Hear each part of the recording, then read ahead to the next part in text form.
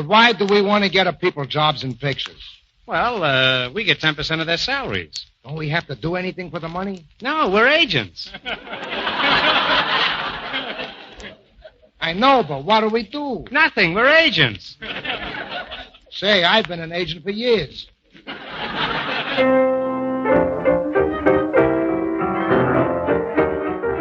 Welcome to the Marx Brothers Council Podcast. This is episode number 28, Flywheel, Shyster, and Tefteller. Hi again, everyone. This is Bob Gassell. You know, we've been looking forward to this particular episode for a long time. When we were spitballing the idea of doing a podcast, we were trying to think of who we'd want to have on as guests, and this name was one of the first that came to our minds. And now that the internet has come to Oregon, we've got him. But before we meet him, let's meet our co-host. First, from New York City. It says here he's Jewish and has survived coronavirus. I guess that qualifies him to talk about the Marxes, right? Here's Noah Diamond. Is my Aunt Minnie in here?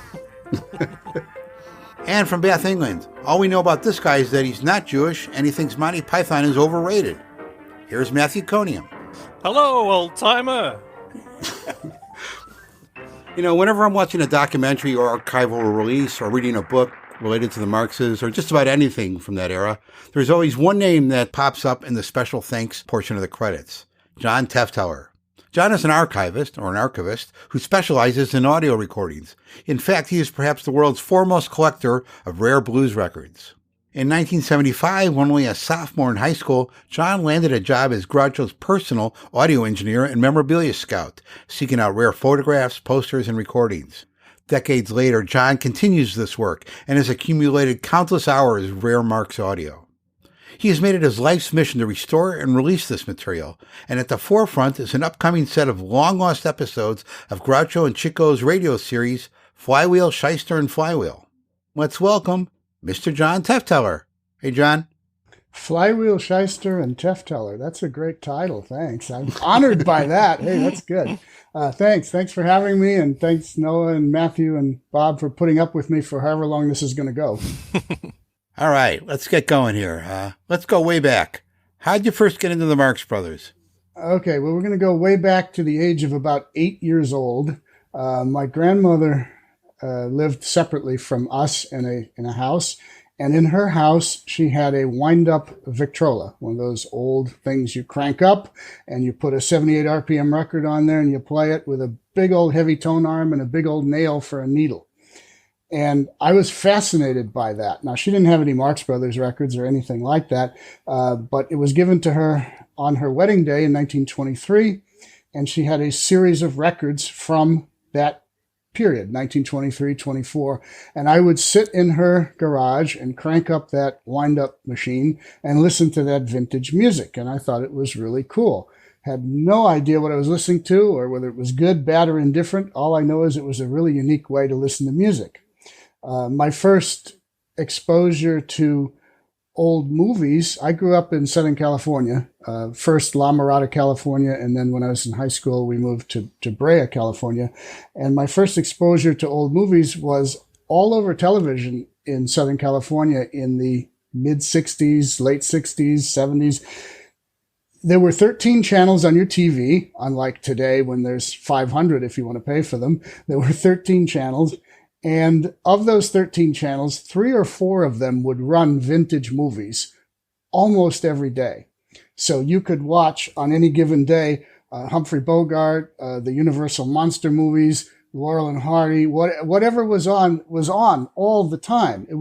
They were looking for programming, and I guess they filled it with lots and lots of old movies. So my first love, so to speak, was Laurel and Hardy. As an 8 and 9-year-old, I loved watching Laurel and Hardy films. And in elementary school one day, I think this is about the 5th grade, I came out of class, it was recess, and there was another one of my classmates who was running up and down the hall with a horn, honking this horn and yelling, "Harpo Marx coming through, Harpo Marx coming through." And I had no idea, what he was talking about. So I stopped him and I said, "Who's Harpo Marx?" And he says, "Oh, the Marx Brothers. You don't know the Marx Brothers?" And I said, "Nope, no idea. Is it like old comedy? He goes, yeah, I like Laurel and Hardy. And I said, well, I like Laurel and Hardy. He goes, well, you should check out the Marx Brothers. And then he kept on with his Harpo Marx coming through and chasing up and down the hallways. A few days later, I'm looking through the TV guide and seeing it's a Marx Brothers film. So I watched it. First Marx Brothers film I ever saw was Monkey Business. Good one to start with. And I thought, wow, this is really good. This is like Laurel and Hardy, but not like Laurel and Hardy. It's much more, I guess, witty and like wild and crazy. And so I thought, wow, I really like these guys. So I started scouring the TV guides. That's what you did back then, is look for what was scheduled to come up. And I saw more Marx Brothers movies and more Marx Brothers movies. And finally, it wasn't too long, because they were running all the time, before I had seen most of them. And that's how it started. In 1971, my mother used to have KFI Los Angeles radio on. KFI was still is, a 50,000 watt radio station that covered at night the entire West Coast and as far east as Colorado in some cases. And she used to listen to KFI radio. And there was an announcement that I just happened to be, she had KFI radio on. I was having my breakfast, and it said, tomorrow the KFI 50th anniversary show is coming on, and we'll have a whole lot of people from the history of KFI, a whole lot of people from what they were calling old time radio. And there'll be special appearances by Edgar Bergen and Charlie McCarthy and Bob Hope and Jack Benny and Groucho Marx. And I went, whoa, Groucho Marx, he's still alive? And so I thought, I got to listen to this. So the next day I put on the KFI 50th anniversary program. This is 1971. I don't remember exactly what month, but whatever it was. And he basically came on and just said, Hello, this is Groucho Marx. I'm the one with the cigar and the mustache. I think my first appearance was around 1932. That goes back so far that most of the microphones we used were big square boxes. And I think that most of the performers were big squares, too. It seems to me that Harpo and I did a comedy routine. Of course, Harpo didn't come across very well on the radio, and the spot turned out to be a monologue. After that, we made motion pictures, Harpo, Chico, Zeppo, and I.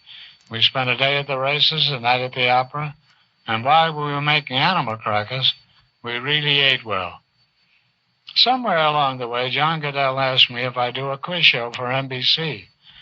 Can you imagine, after 40 years in show business, they invited me to end up as an encyclopedia? Well, I did the show, and to everyone's surprise, except mine, it was a success. You bet your life. There he was. He was still alive. There was the voice. And so then I started scouring all of the radio and TV logs looking, well, does he still make appearances? Is he still where we could see him? Is there somewhere where he's out there? And then I started buying books and reading books. The thing with the radio, though, was in addition to listening to Groucho give his little intro on that day, they played clips of old radio programs. And they did play, after his little talk, they played a little clip from You Bet Your Life, which had aired over NBC. NBC was KFI in Los Angeles. And they played a little clip of You Bet Your Life, but they also played bits from Edgar Bergen and Charlie McCarthy and W.C. Fields and Jack Benny and Fred Allen and all the classic radio comedians. And so I got exposed to a whole new world of like, wait, what's this? There's no such thing as radio on the radio when I turn it on now. All I get is music or talk or news. What's this stuff where they did actual comedy and stuff like that? I never heard of that either. And my mom explained to me that was what radio was when she grew up, was it's what you listened to. You didn't have television. You listened to comedians and dramatic shows and scary shows. You listened to them on the radio. So I thought that was really fascinating. And then the idea that Groucho Marx was part of that was really fascinating. And the more I got some books and read and found out that not only was Groucho on radio, but Chico was on radio, Harpo was on radio. It's like, wait, where do I hear this stuff? Where does this exist? This must exist somewhere. Well, I found out real quickly that most of it didn't exist. Or if it did, nobody knew where it was.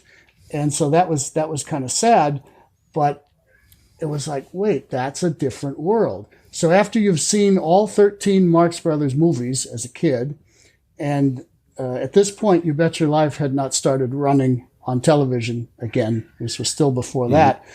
You think, well, what there's this other world out there. Where can we hear what they did on radio? So that really started to fascinate me.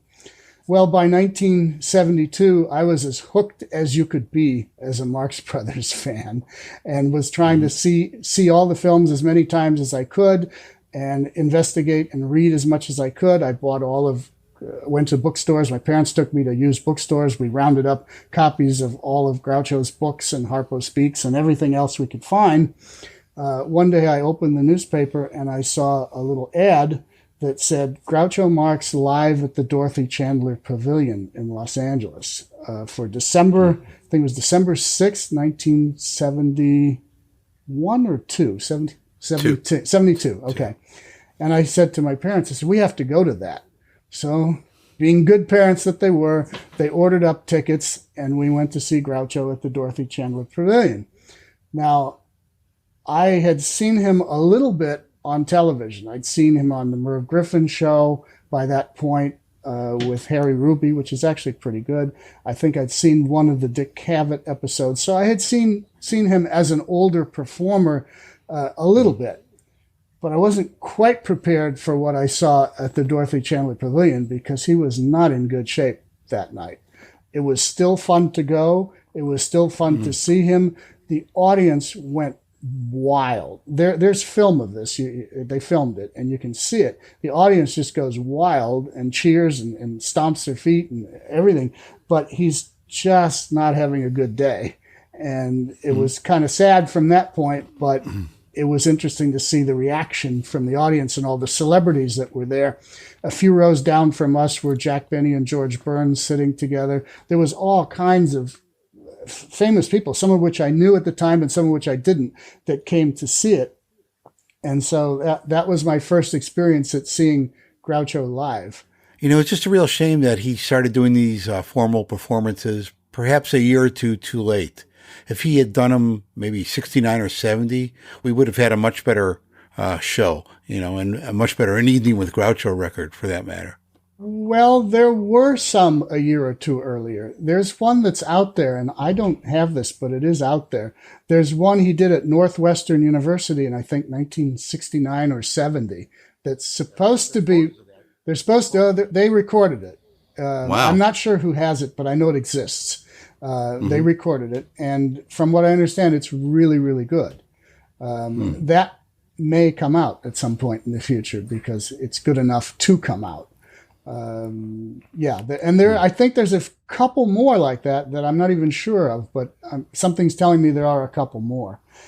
So anyway, after seeing Groucho live at the Dorothy Chandler Pavilion, I got even more inspired, and I thought, well, gee, I got to figure out a way to meet this man. And it took a while, but the first thing I did was start writing letters. And I wrote letters to anybody I could get an address on, any place I could get that was related to the Marx Brothers. So I wrote letters to Maxine Marx. I think she was the first one I wrote letters to because I got her address somewhere. Somebody gave me her address. And I got back the nicest letters from Maxine Marx. I guess she wrote a lot of letters back to people that write to her, but I got a series of letters. I didn't just get one. I got like 10. They kept coming, and I kept writing her back and asking her more questions, and she kept writing me back and asking me different things. I got off onto Flywheel, Shyster and Flywheel, a radio show with her, because I asked her if she knew if in her father's collection anywhere there were recordings of Flywheel, Shyster and Flywheel. And this is exactly what she told me. She said, yes, we had them all. We had a set of them ordered, and we had them all. She said they were on 12-inch aluminum records, and she turned out to be correct, which we'll get into later. She said they were on 12-inch raw aluminum records, and they used to sit on a shelf in our house. And she said the last thing I remember about this was in about 1951 or 52, my father gave them to me to keep because we were moving somewhere, moving around, and he didn't want to take them with. She said, I had them, and she said, I went off to college or somewhere. She went off somewhere, and she said, I left them with my best girlfriend at the time for safekeeping. And I said, really? Who was that? And she gave me the woman's name, and I actually looked her up in Los Angeles. She was living in Los Angeles. I could never get to her. I got to her father. Her father answered the phone. And I said, I'm looking to speak to whoever. I said, Maxine Marx told me that you had these recordings of Flywheel, Shyster and Flywheel that she gave your daughter back in the 50s. I'm trying to find them. And he was kind of rude. And he just basically says, well, we don't have anything like that, and hung up on me. And so that trail went cold. I thought this was going to be How You Met Your Wife. No. No. Met my wife at Disneyland. That's a different thing. Anyway, so that was Maxine. I wrote a letter to Gummo, and I got a very short letter back from Gummo, just basically saying, hey, thanks for writing. I'm retired. I have been for years. Don't have much else to say, but thanks for writing. Okay, I got a letter from Gummo. Then I wrote to Zeppo. That was interesting because when I wrote to Zeppo, kind of like Maxine, I didn't just get one letter back. I got a series of letters back from Zeppo.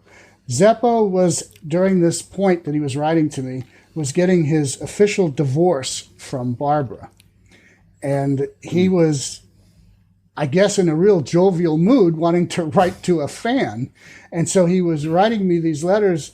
He'd answer anything I asked him. I didn't know much to ask him. I wasn't very good at it at that point in life. But he would answer anything I asked him, and he kept asking me if I knew any girls he could date. I thought that was interesting. He's asking a 14, 15-year-old if he knows any girls he could date. Did you mention Steve Stoller, his girlfriend? No, I didn't know Steve Stoller or his girlfriend at that point, so no, did not mention those. But Zeppo was very friendly and very interesting. And the interesting thing that goes a little bit, we'll kick into the future a little bit, when I first met him in person sometime later, I reminded him of these letters he wrote me. And he remembered them. He was like, oh, yeah, I knew you were young and all that. Yeah, I was just lonely. Just wanted somebody to write to. It's like, okay. By the way, you know any girls? And he did. He asked the same thing again. He said, but my question still stands. Do you know any girls? Well, we know this is a pattern with Zeppo. Yeah. He was happy to talk to young Marx Brothers fans who might be able to introduce him to inappropriately aged women. Yeah, he was a character. All right, so skipping around a little bit here. In the 70s, because now we're up to, say, 73, 74, right in there, all over Los Angeles, they had, in addition to being able to watch the Marx Brothers on TV, at least once every couple of weeks there was a Marx Brothers movie on, you had revival theaters. And these revival theaters, there was 2 or 3 of them in Hollywood, there were some in Orange County, and they were running Marx Brothers films on a regular basis. It would be Chaplin, Keaton, Marx Brothers, W.C. Fields, Rocky Horror Picture Show, Monty Python and the Holy Grail, if you move a little bit further on. But they were running all these vintage cult-type movies and then vintage classic movies all the time. So you could go and you could see a double bill or a triple bill, Night at the Opera, Day at the Races, Monkey Business, Duck Soup, whatever. They would just keep running them all the time, and they were packed. Every one of those screenings I went to, there was hardly a seat in the house. The college kids were going wild. They were just eating this stuff up.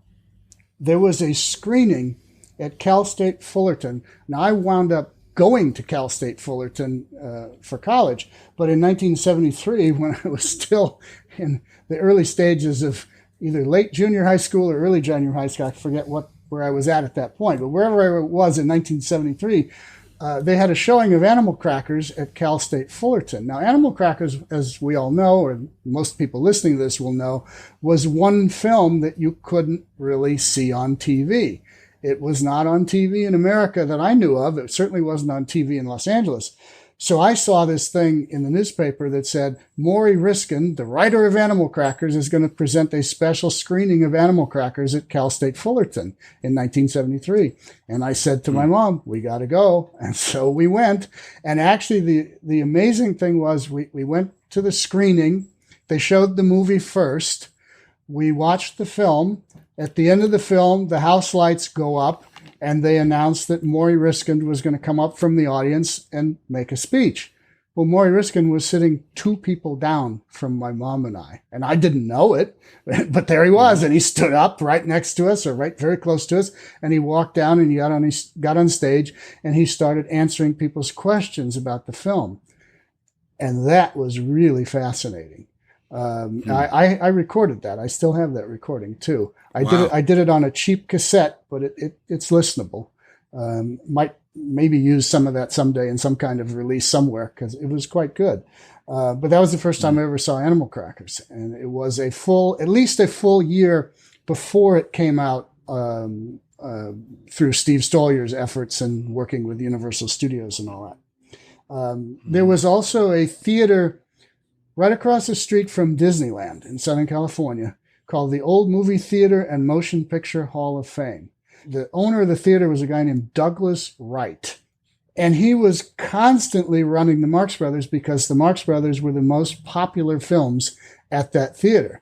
He was constantly selling out. One interesting thing that I have mentioned to everybody since, and not one person remembers this except me, so maybe somebody listening to this will know, but one day he ran Animal Crackers. And this is before the Universal thing. It's somewhere between 1973, seeing it with Maury Riskin at Cal State Fullerton, and 1974 when Steve Stollier got it out. Somewhere in that time frame, there was a short period of time where he ran Animal Crackers. And the print he ran was sepia tone. It was completely sepia tone to where, and it was a gorgeous print. It looked like color. It was fascinating to watch this thing. I thought, man, if they ever shot the Marx Brothers in color, this is what it would look like. And it wasn't full color, but it was that sepia tone tint like you see in old photographs. And it was just beautiful. And I have never, ever anywhere else seen that print. And I don't know what happened to it. I don't know why they made a print in sepia tone. Every time I mention this, everybody says, never heard it, never seen it. But I can tell you there was one that existed in sepia tone. Now, it was the edited version, because I don't remember any of the material that came out in the unedited version that we finally got to see a few years ago. It was the edited version, but it was printed in sepia tone. Really so it couldn't have just been a filter on the projector? No. Oh. No, it was actual sepia tone. That's very interesting. Perhaps we could look on newspapers.com or something and find out exactly when this was. Yeah. Yeah, I don't know if he may have advertised in the Orange County Register. That would have been the newspaper then. I don't think he would have advertised in the Los Angeles Times because that was too expensive to advertise in. What he mainly had was a word of mouth thing where he printed up these flyers where he would list the next 3 or 4 or 5 weeks worth of showings, including what cartoon you were going to see, what short subject you were going to see, and what film you were going to see. And he handed these out all over the place. He handed them out at memorabilia shows. He handed them out at the other theaters. He would go to the other revival houses in Hollywood and put them on the table so that you could pick up his schedules. That I don't know that he advertised, but it would be interesting to find out, sure. This is what we like, John. One question and a 20-minute answer. It saves us thinking up questions. Okay, well, that's why I said I can ramble. Takes the heat off us. I can ramble, so you stop me if you want me to stop rambling. But, no, we love it. Okay. Takes the heat right off us. I'll tell you what, why don't we just move on to how you hooked up with Groucho and Erin? Okay, so that was actually next on my little thing here. So, back up a little bit. I told you I liked vintage records and vintage sound recordings. I started, as soon as I could get my parents convinced to do this, I started asking them to take me to Goodwill stores, Salvation Army, various thrift stores, and even swap meets, flea markets, anything where they had the possibility of finding vintage records. And I was buying all kinds of vintage records, mostly vaudeville and comedy stuff, because that was along the line of my interest, not so much music. Music stuff came later. But anyway, my father saw in the newspaper, I think it was the LA Times actually, a little ad that said, large collection of vintage records available, call this number. So he had me call the number, and it was a guy down in Long Beach, California, which was about 20 miles from where we lived. And I asked him if he had anything like vaudeville and comedy records and all that. And he says, yeah, come on down. So my dad drove me down there, and I'm going through. He had an entire house filled with records. There was a little path to the door, a little path to his bedroom, a little path to the bathroom, and everything else was just records piled everywhere. So I'm going through these, and I found in one of the folders a 12-inch record that said the four Marx Brothers in Duck Soup. And I looked at that and I said, I don't know what this is. I have no idea what this is.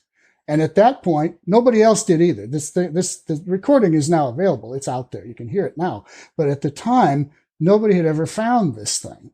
And what it was a two-sided record with 5-minute commercials on each side for the movie Duck Soup, with some of the same dialogue and a little bit of alternate dialogue from the film. And so I bought it, brought it home, played it, and I thought, well, this is really cool. I wonder how much more of this stuff like this exists. Okay, I had that.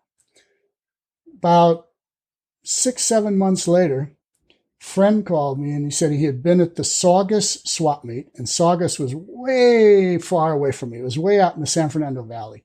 And he said, I went to the Saugus swap meet, and he says, I just came home from there. I didn't buy this. I left it, but maybe I should go back and get it. He said there was this stack of metal records, and on the labels, it said The Circle, Groucho, Chico, Marx, and Carol Lombard.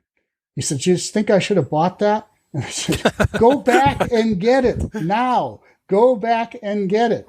And he went back and he got it, and he brought it to my house, and we played it. And it was an hour-long radio broadcast from 1939 with Groucho and Chico and Cary Grant and Carol Lombard and Ronald Coleman, called The Circle. It was also known as The Kellogg Show. And I thought it was fascinating because, wait, here's this, now we got Groucho and Chico on radio doing this stuff. This is fabulous. This is great. But does anybody else have this? Does this exist anywhere else? And as far as I could tell, nobody did. So there the light went off in my brain. Maybe this is a way I can get to meet Groucho. How can I get to him and let him know that these programs, this Duck Soup thing and this Kellogg Show, how can I get him to know that this exists? And maybe he's got this already. Maybe it's no big deal, or maybe it is. Don't know.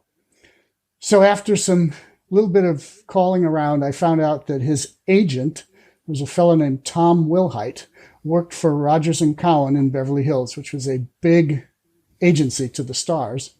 So what did I do? I picked up the phone. I called the switchboard operator at Rogers and Cowan, and I said, I'd like to be connected to Tom Wilhite, please, sounding very official.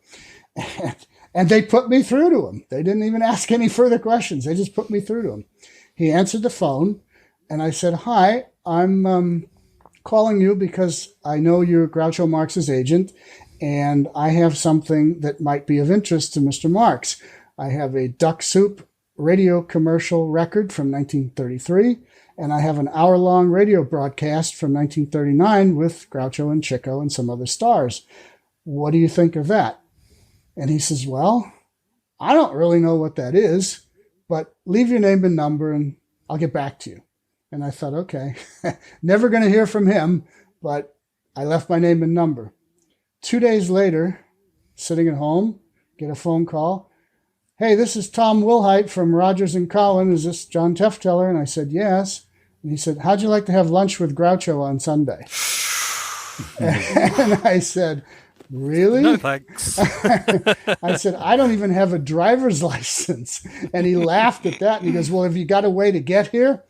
So I called out to my father, who was in the next room, and I said, Dad, can we go to lunch with Groucho on Sunday? And my dad was like, what? And I said, Dad, I have Tom Wilhite on the phone. He wants to know if we can come to Groucho's house at 1:00 Sunday for lunch. And my dad goes, you're kidding. And I said, no, he's on the phone. What do I tell him? And he says, okay, tell him we can go, get the address, we'll go. So that was how that came about. Now I'll back up one little bit before I get to actually going there on Sunday. In addition to the radio programs, the other thing that I started collecting very early on, I'll say right after the Dorothy Chandler Pavilion experience with Groucho, is you could go into Hollywood, and you could go on Hollywood Boulevard, and there was a place called Larry Edmunds Cinema Bookshop. There was another place there called Collector's Bookshop. And you could go into those two stores, and there were others, but those were the two main ones, and you could ask to see their stills, their movie stills. And they would bring you out a stack of stills on whatever you wanted to see. So I would go in and I'd ask to see Marx Brothers, and they would come out with a literal stack of Marx Brothers stills. Now, these, at that point, were not reproductions. These were actual original MGM and Paramount stills. And you could buy them. The scene stills, just the posed scene stills, were $2 each. If they were portraits or on the set shots or something a little more special, they were $5 each. Well, I didn't have much money, but I thought these were super cool, especially the portraits and the on the set stuff where you could see the cameras and the other actors and the people bringing them coffee or whatever you could see in these stills. So I would take every bit of allowance I could muster and do odd jobs and whatever I could do and buy as many of these original stills as I could possibly afford to buy. I wish I was older and had more money, because I saw things that I have never, ever seen again anywhere. I remember going into Collector's Bookstore. The guy that owned that was a guy named Malcolm Willits. And I got to know him on a first-name basis. And so I'd say, Malcolm, bring me the Monkey Business file. And he would come out with this stack that was like 2 feet, 3 feet high of production stills from Monkey Business. And I remember going through these and looking at all these fabulous stills, and I could only buy a few. So I would buy a few. I'd pick out the ones I thought were the most interesting and buy them, and back the rest would go. And it didn't take long before they were all gone to somebody. They didn't last there forever. But I just remember seeing just amazing things, and I bought a selection of amazing things. So in addition to these recordings that I had all these photographs. So I thought, when I go to lunch with Groucho, let's bring tape recordings of the rare audio stuff, the aluminum records and the Duck Soup promo. Let's bring those. So I transferred them to reel-to-reel, because I had reel-to-reel equipment then, like many people did. Some people only used cassette, but I went a little bit above that. I went to reel-to-reel. And I transferred those to reel-to-reel. So I brought those along with me to the lunch, along with a nice big stack of these stills that I had purchased at these various places. And we went to lunch. So, getting to the lunch, we get there. Steve Stolier answered the door, invited us in, came in. They had a living room, sat in the living room. Erin Fleming came in from down the hall. She said, okay, did you bring your material? And I said, yes. And she said, all right, well, we'll have lunch first, and then I'd like you to, we have a reel-to-reel tape recorder in the living room. And they did. They had a real nice sound system set up with a reel-to-reel tape recorder. So I'd like you to play some of these things for Groucho. And we'll do that after lunch. So she said, okay, go in and sit at the main table, and he'll be in a minute. So we went and we sat down. My father and I came in and sat down. And about 5 minutes later, he comes shuffling down the hallway and sat down across from me. My father sat on the other side of me, and he looks up at me and he says, so, are you going to school? And I said, yes, sir, I'm going to school. And he says, well, it's about time. And that was my first official in-person Groucho Marx joke. He looked at my father and he says, what's your name? And my father said, Rex, sir. And he says, Rex, so you're a king? And my father said, no, I'm not a king. And he says, well, no, you're not. He says, my father had a big beard. He says, you look like Abraham Lincoln. I said, really? I look like Abraham Lincoln? And he says, yeah, you look like Abraham Lincoln. I knew Abraham Lincoln really well.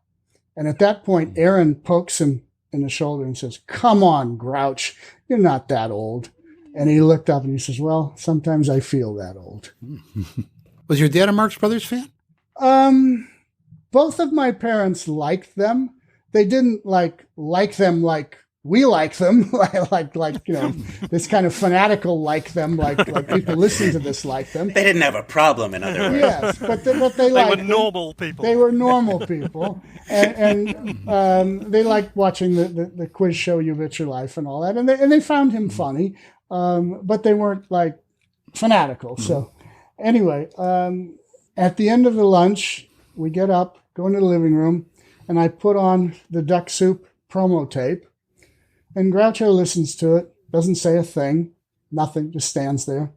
Then I put on the Circle radio program, and I selected one particular portion for him to listen to, which was a song that he sang with Chico called I Want My $15, which I think we're going to be hearing that later at the end of the podcast. I'll spoil it now. Well, now people are just skipping ahead and not listening to it. Well, they can, all right, you can edit it then. But anyway, I put on this song, I Want My $15, that he's singing with Chico. And his interest perked up at that. And he started singing along a little bit. And he said, I remember doing that.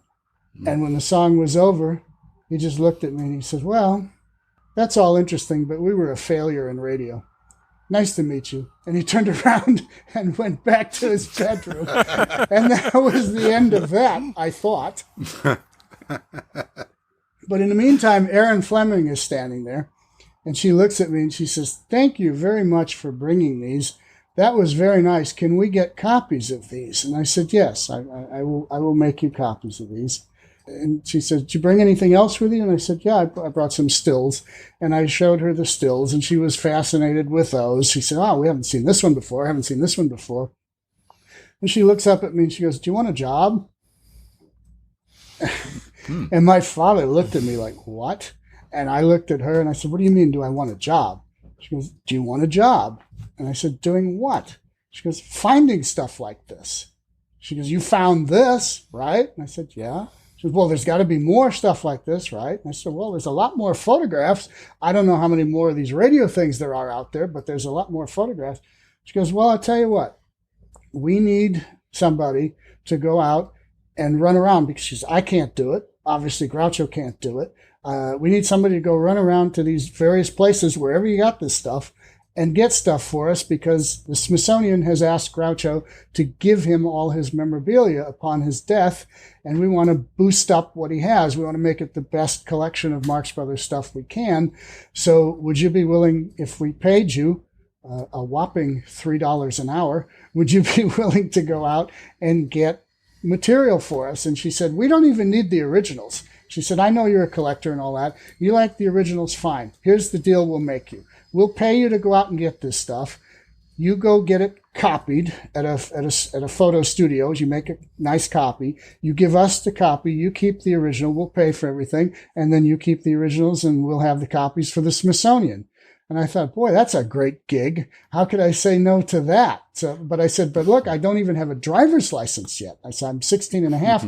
I'll have my driver's license soon. She goes, well, it's not a hurry. Just get your driver's license, or get your dad to take you and go around and get this stuff and do it. And I said, oh, all right. And then she really floored me. Then she looks at me again. She goes, do you want another job? And I said, another job doing what?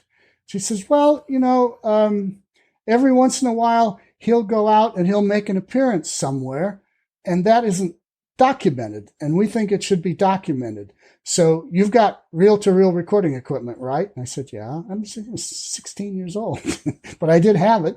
I'm not a professional sound engineer, but I have the material to do it.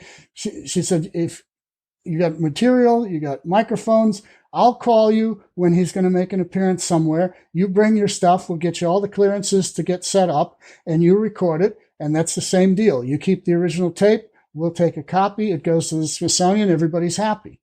Okay. So I then had 2 jobs, which was pretty incredible.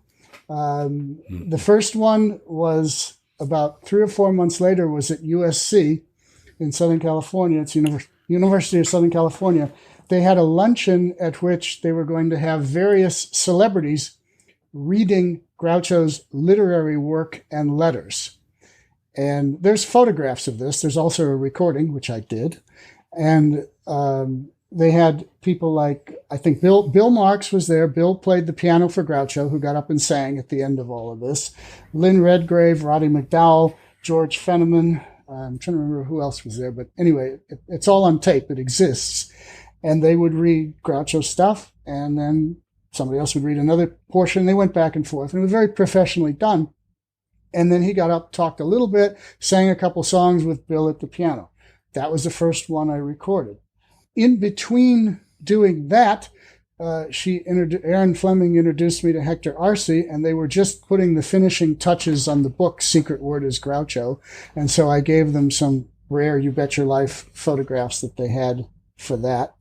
I asked Erin when I was there, even the first time, did Groucho have any recordings of Flywheel, Shyster and Flywheel? And she said, no, not that we know of. We haven't seen anything like that here. Well, one day when I was over at his house doing something, I think with Hector Arce, she said, hey, why don't you go look through Groucho's record collection? See if there's anything of value in there. You're into records. You know value of records. See if we have anything valuable in there. Okay. So they had it was kind of like a closet area, and he had some shelves with some records on it. It was all LPs. So I start flipping through all these LPs, and it's all Gilbert and Sullivan. Everything is Gilbert and Sullivan operettas, and by a whole bunch of different people, a whole bunch of different orchestras. It was just no Led Zeppelin. No Led Zeppelin. No Queen. No Alice Cooper. But he had all this Gilbert and Sullivan stuff. Well, as I'm flipping through these records, like, okay, it's all Gilbert and Sullivan. They're interesting, but they don't have any real financial value. As I'm flipping through them, one of them seemed much heavier than all the rest. And I thought, well, what's this? So I pulled the album out, and there were 2 records in the album instead of 1. I pulled the one out, and it's not a Gilbert and Sullivan record. It's an aluminum record, raw aluminum, and it has a label on it that says Speakerphone Recording Service, 43rd Street, New York City, New York. And then in somebody's handwriting, it said, Esso Oil Show, May 8th, 1933, Bus Ride, Part 5, Part 7. Well, I knew right away what that was from my research. That was Flywheel, Shyster and Flywheel. But it was not a complete program. It was Part 5 and Part 7. And for those who don't understand how they recorded radio, and I guess we could take a minute to explain that, in the early days of radio, everything was done on raw aluminum. And that's a literal piece of aluminum that they would cut grooves into live as the program was being done. They ran at 78 RPM. You could not get more than about 4 to 5 minutes on one side of a 12-inch raw aluminum disc. So this had Part 5 and Part 7. It actually took 8 parts to make a complete half-hour radio program at that time. Well, he only had Part 5 and Part 7, but that was more than anybody else had at that point. That was more than anybody else knew existed. So I excitedly went in and showed it to Erin and said, look, I found a part of a Flywheel show. And she was like, great, go get it transferred so we can hear it. So she handed it to me and said, here, take it, go, get it done. So I had to go find somebody who could play it, because a raw aluminum disc, if you play it with a normal diamond needle, like is on a regular record player, you damage it. They were not meant to be played with a diamond needle. They were meant to be played with something softer. In fact, the actual thing you're supposed to play them with is a bamboo needle, literally made out of a slice of bamboo. And you play that, and it's soft enough to not damage the metal. If you play a diamond, which is hard, on an aluminum surface, it damages the metal surface. So you don't want to play them that. You had to get a bamboo needle. So I had to find somebody with a bamboo needle that could play this thing. Anyway, got it transferred, listened to it. Unfortunately, the portions that he had were one big long commercial for Esso Oil, followed by a musical bridge to the next scene. And then on the other side of it, that was side 5, side 7 was the very ending of whatever skit they were doing, followed by another long musical bridge. So really, out of the 10 minutes of Flywheel, Shyster and Flywheel, there was maybe 2-3 minutes of Marx Brothers, and the rest was this music and commercial for Esso Oil. But it existed. Finally, it existed. You could hear something from that program. So that was just a little foreshadowing of things to come. After The Secret Word is Groucho was wrapped up, the next thing we worked on in between these live performances, of which there were not many, but there were some, was the Groucho file. That was fun because during those sessions, what we would do is, what I would do anyway, is bring Groucho rare photographs and things from candids from the movies or things of him, whatever I could find that was unusual, and put them in front of him and just have him look at them. Sometimes he would make comments about them and sometimes he wouldn't. It would depend on who was in the picture and what he could remember about it.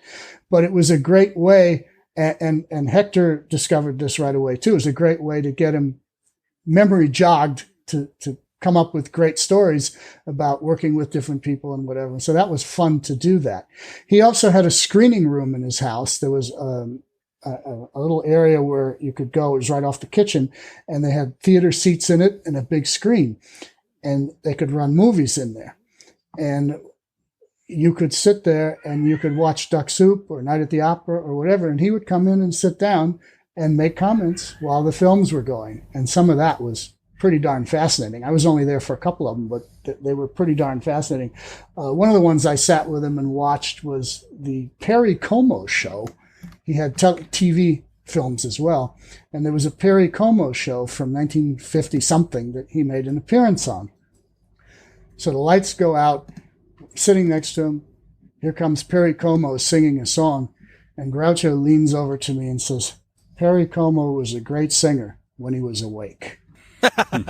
And people who don't know Perry Como did not get that joke. But if you know Perry Como had this like really sleepy look about him. And as SCTV fans know. Yeah, okay. Well, if somebody out there knows, you have to be old enough to know Perry Como. But anyway, that was an example of some things that happened. I brought up Alice Cooper and Queen. Yeah. One day, I was at Groucho's house.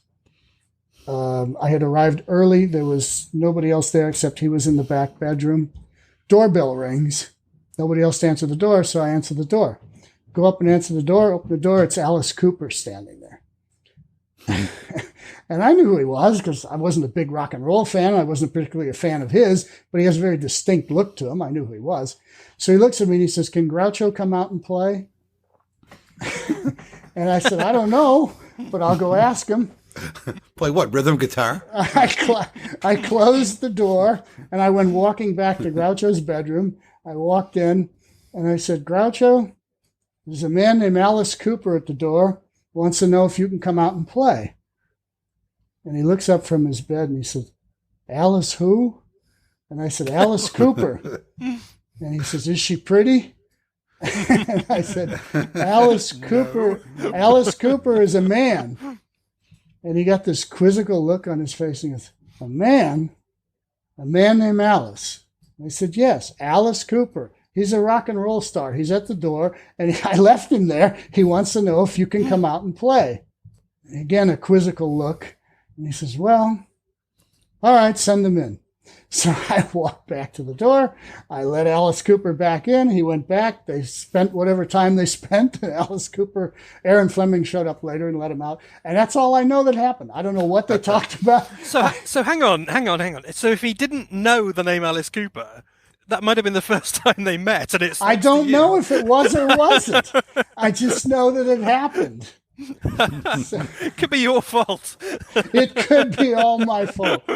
But I do know there's lots of pictures of them together, and he looks pretty happy in a lot of those pictures. So they had some kind of camaraderie going. The interesting thing with Erin Fleming, and we can talk about her if you want to, it's up to you. I don't have a whole lot to say, but the interesting thing about Erin Fleming is she surrounded herself with a lot of very young people. She also insisted, and that's, I guess, how I got the job, that Groucho be surrounded by a lot of very young people. I don't know if it was because she thought that having a lot of young people around him would keep him young, or what the actual psychological purpose of it was. But everybody was pretty young. I was 16, 17. Steve Stollier was a couple years older than I was. There was a fellow named Henry Golis who was going to college at the time. Hector Arce wasn't that old. He was, I guess, in his early 40s at that time. But he was there as a book writer, not as a constant house guest. But anyway, she had lots of young people around her, and she had lots of young celebrities around her and around Groucho. Now, whether this was because she wanted to hobnob with all these people and therefore he had to, or what, I don't really know all the psychological aspects of it. All I know is there was always a lot of young people there. Did you meet Bud Cort? Oh, yeah. Oh, yeah. Yeah. Bud Cort was there. And Carol Kane, Elliot Gould. There were a whole slew of them that would show up. I don't know. I don't know what the purpose of it was. I think your take on Erin is very interesting. As you know, we spoke on the phone a little while ago, and you were telling me some things about Erin. And I think it's very interesting. I think our Facebook group has kind of shifted the perception of Erin. For a long time, she was purely a pantomime demon. And obviously that side of her is very, very real. But she was very much a two-sided person, and not only was she responsible for keeping Groucho kind of a live figure as an entertainer, but as you've just told us, it wasn't Groucho that set you on this quest to find all the audio, it was her. So she is very much a person with two sides. Yeah, my personal experiences with her were all very, very positive. I never saw her angry. She never blew up at me. She never blew up at anybody in my presence. She was over the top nice to me. I couldn't figure out why she was so nice to me. She would actually call me at home and ask me for dating advice. I was 17 years old, and she was dating Ed Begley Jr., and she was calling me, asking me for dating advice about Ed Begley Jr. And I said, Erin, number one, I don't know Ed Begley Jr. I don't know how to give you dating advice on Ed Begley Jr. She says, yeah, but you're a young man. You'll have some insights. There was a bizarre conversation, but she was always nice to me. Now, I know there's horror stories, and I don't doubt anybody's horror stories. I don't want to be the one here saying that everybody else is wrong and I'm right and she was this wonderful person. All I can say is she was always nice to me. Were you ever called as a witness or to depose any information? No? No. No, she made a comment to some interviewer somewhere in which my name came up, and she said, oh, yeah, he's the only one that I worked with then that didn't want something from Groucho. Everybody wanted something from Groucho, and John Tefteller didn't. He was just nice. And that was a nice thing for her to say, and that's on tape somewhere, but I don't know where. But anyway, I had a great relationship with her. Even to the point of dating advice. So there you go. Do you remember the substance of that conversation? Were you able to help Erin with her I really life? don't. No, I didn't even have a girlfriend myself at the time. So it's like, I don't know what to tell you. So you've got Zeppo in one ear, yeah, Erin in the other. It's kind of a dating expert. A dating expert. Yeah, sure. Me. Great. Okay. Yeah. Well, let me ask you this. When you were out looking at recordings or photographs, whatever else you were finding, did they give you a budget? Did you have to call and say, well, I found this, but it's going to cost $400. Can I buy that? No. I never had a budget. I will tell you one thing. She basically would say yes to anything, and I got a check for anything I submitted except for one thing, which I did not buy. I was smart enough not to buy it, and I didn't have the money. I called her from a flea market in Southern California because there was an antique dealer at the flea market that had in a display case a stack of stock certificates for Marx Brothers Incorporated. which was the company that they formed when they were thinking about leaving Paramount or had left Paramount. It was right in between Paramount and A Night at the Opera, signing with MGM. They formed a company, and they called it Marx Brothers Incorporated, and they issued stock certificates of this thing. Mm-hmm. And there was a stack of them in this display case. And I asked the guy who was selling them how much he wanted for them, and he said $12,000. And I thought, $12,000? I mean, I'd never heard of these things. I didn't know anything about a lot of stuff we know now, that I know now and you guys know now. We didn't know in 1973, 74, 75. And you said, Zeppo, I'm not paying that. No. So I called her. I went to a payphone and I called her from the flea market. And I said, Erin, there's this guy with these stock certificates for Marx Brothers Incorporated. He wants $12,000 for it. What do I do? And she says, no, that's insane. We're not paying $12,000. Tell him to keep the damn things. And I said, okay. So I don't know where the stock certificates went. They have never surfaced. And I would have thought that if this was an antique dealer who had some knowledge of this type of thing and had that kind of a price on them, I would have thought they would have surfaced in the years since. They have never surfaced. I've never seen them again. But I held them in my hands. They existed, and they were signed by the brothers and everything. It was really cool, but no. Mm-hmm. That's the one thing she refused to pay for. Everything else, she paid for. I know one time, I'll give you one more quick one. There was a store opened up on Melrose in Hollywood, and I went to the grand opening. It was called Hollywood's Home of the Stars, memorabilia shop. I went to the grand opening. It was owned by a guy named Ken Hollywood, who had been for 40 years the guard at the front gates at MGM. And so he had collected memorabilia during all this time. He was the guard at the front gates at MGM. And he opened this little memorabilia shop on Melrose. And I went there opening day, walked in, and I said, hi, I'm looking for stills of the Marx Brothers. What might you have? And he says, over there, key books for A Night at the Opera and Day at the Races. A key book, when the films were shot, they had multiple, usually 2 or 3 different photographers on the set shooting different things when the films were shot.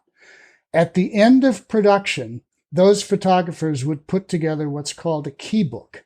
And it was a big, thick, like photo album. Each photo would have 3 holes on the outer edge. If you've seen original stills, sometimes you see them where there's 3 holes on one side. Those are key book stills because they had been in a key book. You would get a complete set of stills that were photographed for that film by each of the photographers at the end of production, called a key book set. And each of the stars would get one. Everybody that was in the film that wanted one would get one. Well, this guy had somehow gotten key book stills on Night at the Opera and Day at the Races. So this was during when we were working on the Groucho file. So I'm sitting in this store, and I'm looking at images from the set of A Night at the Opera that nobody had ever seen before. They'd never been available. And I called Erin on the phone, and I said, Erin, I'm looking at key book stills from Night at the Opera and Day at the Races.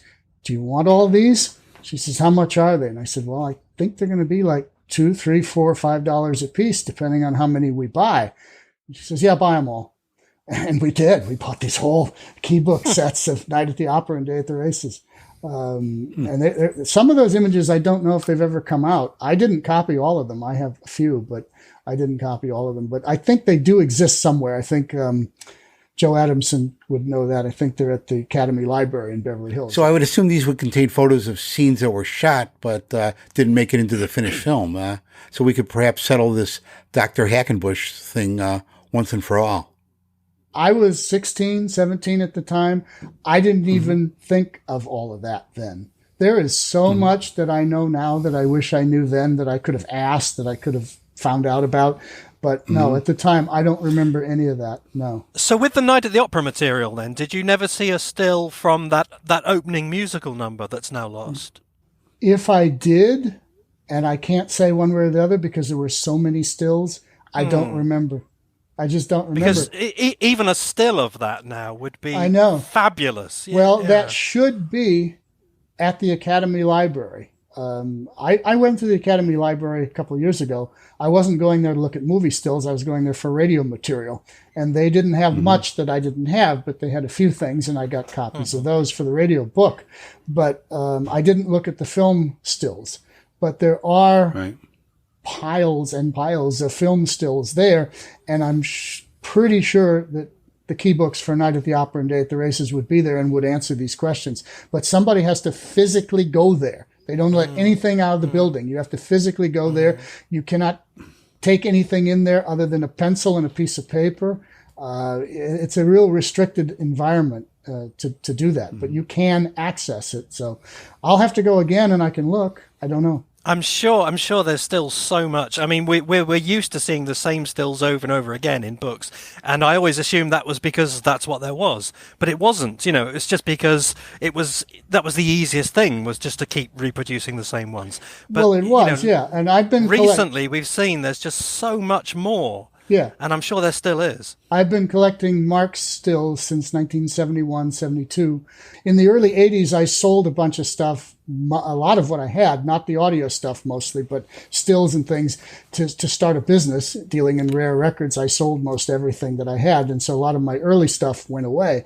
But I've since collected a lot more, and I probably have 2,000 or 3,000 different Marx stills now, and a lot of it is stuff that hasn't been seen. But then every once in a while, I'll look on the council, and there'll be one, and oh yeah, okay, that's one I didn't think anybody else had, but there it is. So they do come up. They made more copies of those things than you would think. They did make quite a number of them, and they were to be used for publicity purposes. So they were not copyrighted for the most part or anything. They were just out there. They wanted them to be seen. So they do pop up. Not so much anymore. A lot of the major photo archives that did have them have converted to digital. And in converting to digital, they're making one gigantic mistake, and that is they're selling off all the originals. And it's a gigantic mistake on their part. It's very good for me because I can buy the originals, and I have been. But that whole digital world is very scary because you can make a very nice digital reproduction of a still, and then your hard drive fails, and you lose it. And if you don't have a way to go back to that or a way to repair the hard drive, that still is gone. So these archives that are converting all this stuff to digital and then thinking, oh, we're going to have this forever, maybe, if they're really careful and they keep making transfers of hard drives to hard drives, yeah, they'll have them. But the minute they get lax and one of those hard drives fails and those images go away, they don't have them anymore. Yeah, I read a terrifying book about how so many libraries are digitizing books and periodicals and actually destroying them in the process. Yes. Because in order to get a clean shot of the page, they actually break the things apart and then they throw them out. They throw them out. Yeah. And the terrible thing with that is if you're trying to get a high-quality reproduction, these archives, most of them are not taking high-quality images. They're taking low-resolution JPEGs because that's what fits on their hard drive. If they started taking really super high-quality reproductions of this stuff, they would be filling up way more hard drives and spending way more money. So they go the cheap route. They take low-resolution JPEGs, and then when they throw out the originals, there's no way to go back. And it drives me insane because they're just destroying history under the guise of making it available in a modern world. Very terrible. I try to buy up all that stuff whenever I can. Whenever I see these photographic archives dumping their photos, if they've got original photos and I can afford to buy them, I buy them. Because someday those won't exist anywhere else except my house. And that's sad, but at least they'll exist. I will keep them as long as I can. And any of our listeners who want to see them, would you give your address so that we can have them stop by? Well, that's not out of the question if anybody wants to come to Grants Pass, Oregon, but I get very few visitors, I can tell you that. I did have one guy came last year. He came from Sacramento, California, which is not as far as you'd think. It's like 6 hours from Grants Pass. He came and he spent an entire 2 days just looking at photographs. because it takes a while to go through several thousand stills. And I was playing him radio stuff and different things as well. So I kept him entertained for a full 2 days. He was really thrilled. And anybody else, if you want to make an appointment and come to Grants Pass, Oregon, the archives is not closed. It is available, but you got to come here. So did you discuss with Groucho about what was going to become of all this audio when he passed? Yeah, at one point when all of this was coming together and we were getting a lot of different things, he started to get into it a little bit. He cared about his legacy. He cared about the idea that in the future people would be able to see You Bet Your Life. People would be able to listen to some of the things he had done on radio and whatever. So even though he felt personally he was a flop on radio, he did like the idea that we were going out of our way to search out all this stuff and preserve it. And after a whole bunch of it had been done, I remember one day playing something for him, and I don't remember what it was. But after it was over, he just looked up at me and he said, well, I hope you're going to make all this available someday. Not that I'll be here to hear it, but somebody will like it, maybe. I still think we were terrible. And that was basically he wanted so badly, or bad, whatever the proper English is, to be a success on radio. He saw Jack Benny being a success. He saw Fred Allen. He saw Jimmy Durante. He saw all these people that were his friends that were wildly successful on radio. And every show that he was involved with in the 30s became a failure. It just didn't last more than a season. And even into the 40s, he was reduced to guest appearances here, there, and everywhere. And then he got Blue Ribbon Town, and that lasted about a year. He just couldn't get the format right until You Bet Your Life came along in 1947, and then they got it right. And it began as a radio show and continued on into television. But yeah, I did make it a point to tell him that I would be the caretaker of all this stuff, but that at some point it was all going to come out. Now there's some problems, or there were some problems with all of this. The Marx Brothers estates, until somewhat recently, did not get along. You had Groucho Marx Productions, which was basically a lawyer who started this with Erin Fleming, and Groucho signed off on it. And then you had the estates of Harpo and the estates of Chico separate. All of this was going on all throughout the 70s, the 80s, the 90s, into the 2000s, to where there was this constant butting of heads and bickering over what could get done and what couldn't get done. And I always knew, as all this was going on, that someday it would be all over. And I hoped that I lived long enough to see it be all over, and that when it was all over, I could get all this radio stuff out without having all this argument and problem over, well, I have the rights to this, but you don't have the rights to that, and all this stuff. And so in the last few years, it's all been pretty well ironed out, and now there's light at the end of the tunnel that things can happen. And there are things happening, as you've seen in last year or two. Some things are coming out and being announced and coming together, because the estates are now pretty much on the same page, so things will happen. One little quick personal story. On my 18th birthday, everybody was asking me, what do you want for your birthday? What do you want for your birthday? And at that point, I thought that I was the luckiest guy around, because I had what I wanted for my birthday. I had a job working for Groucho Marx. What more could one ask for? So I thought about it, and finally I thought, okay, I know what I want. I want to go to Groucho's house on my 18th birthday, and I want to shake his hand and have him wish me a happy birthday. So I did just that. I got in the car. I drove to his house. Erin wasn't there. I don't know. I think it was just the housekeeper. It was a Sunday. And they let me in. And I walked back to his bedroom, and he was sitting in the bed reading. And he looked up and he says, what are you doing here? Are you working today? And I said, no, I'm not working today. I said, today's a special day. Really? I said, yeah, today's my birthday. Oh. And I said, okay. So people asked me what I wanted for my birthday. And the only thing I could come up with that I would really like is I would like for you to shake my hand and wish me a happy birthday. And he looked up and he smiled, stuck out his hand, shook my hand, and said, "Happy birthday." And I said, "Fine, I'm done. I shall leave now." And that was it. End of story. But I just thought that's a special moment for me. So.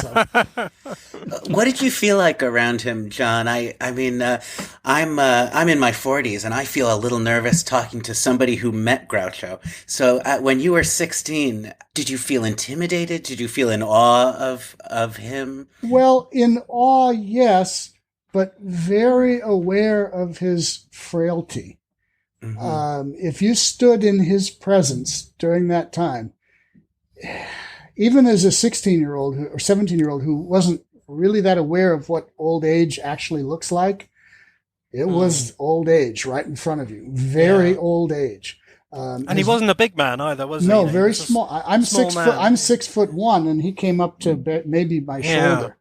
Very, very, very thin, very frail. He moved very, very slowly.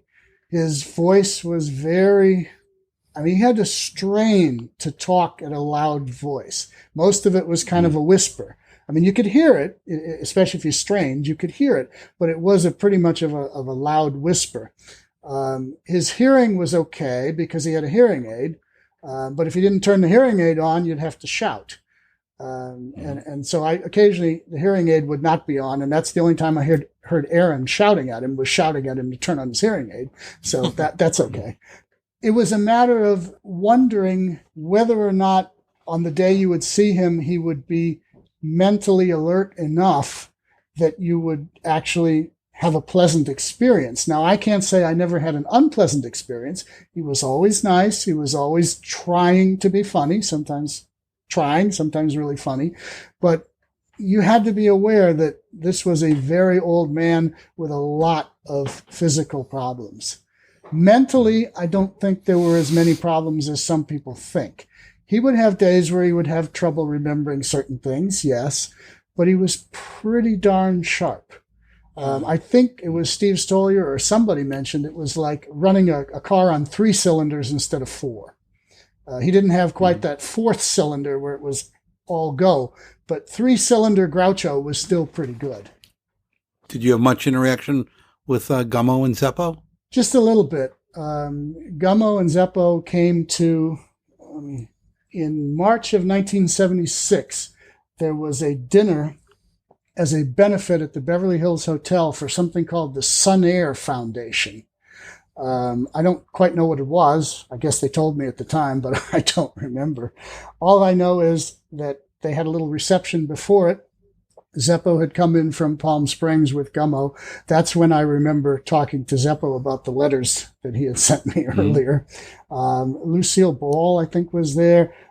Georgie Jessel, Red Buttons, Tony Martin, of all people, to sing Tenement Symphony, which I think he did. Twice. He sang something at this thing. Maybe it wasn't Tenement Symphony. I don't know. Somebody will. I can play the tape and see what he sang. But anyway, sing by yourself. Yeah, there was that. There was one the following month at the Maskers Club in Hollywood. Do you guys know what the Maskers Club was?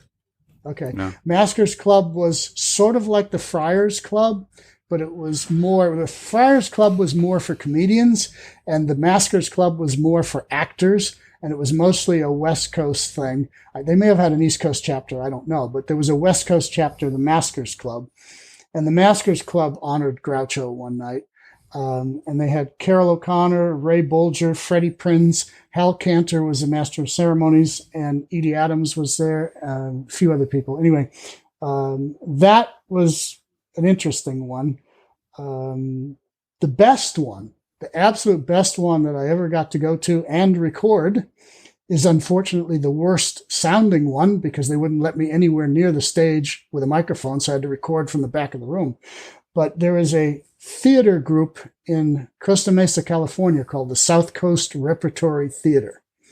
I don't know if they're active now, but they were in the 70s. And they put on a benefit for the theater group, and they invited Groucho to be the guest for the benefit. And they just let him take questions from the audience. And I don't know what happened that night, but of all the times that I was ever with him in his presence, that he was on fire that night. It was like 50 years had washed away. He had his own microphone, and at one point, if you'll all recall in Monkey Business when they're out on the veranda, he's out on the veranda with Thelma Todd, and he starts howling like a tomcat. At one point during this thing at the South Coast Repertory Theater, he picks up that microphone and he starts doing that howl.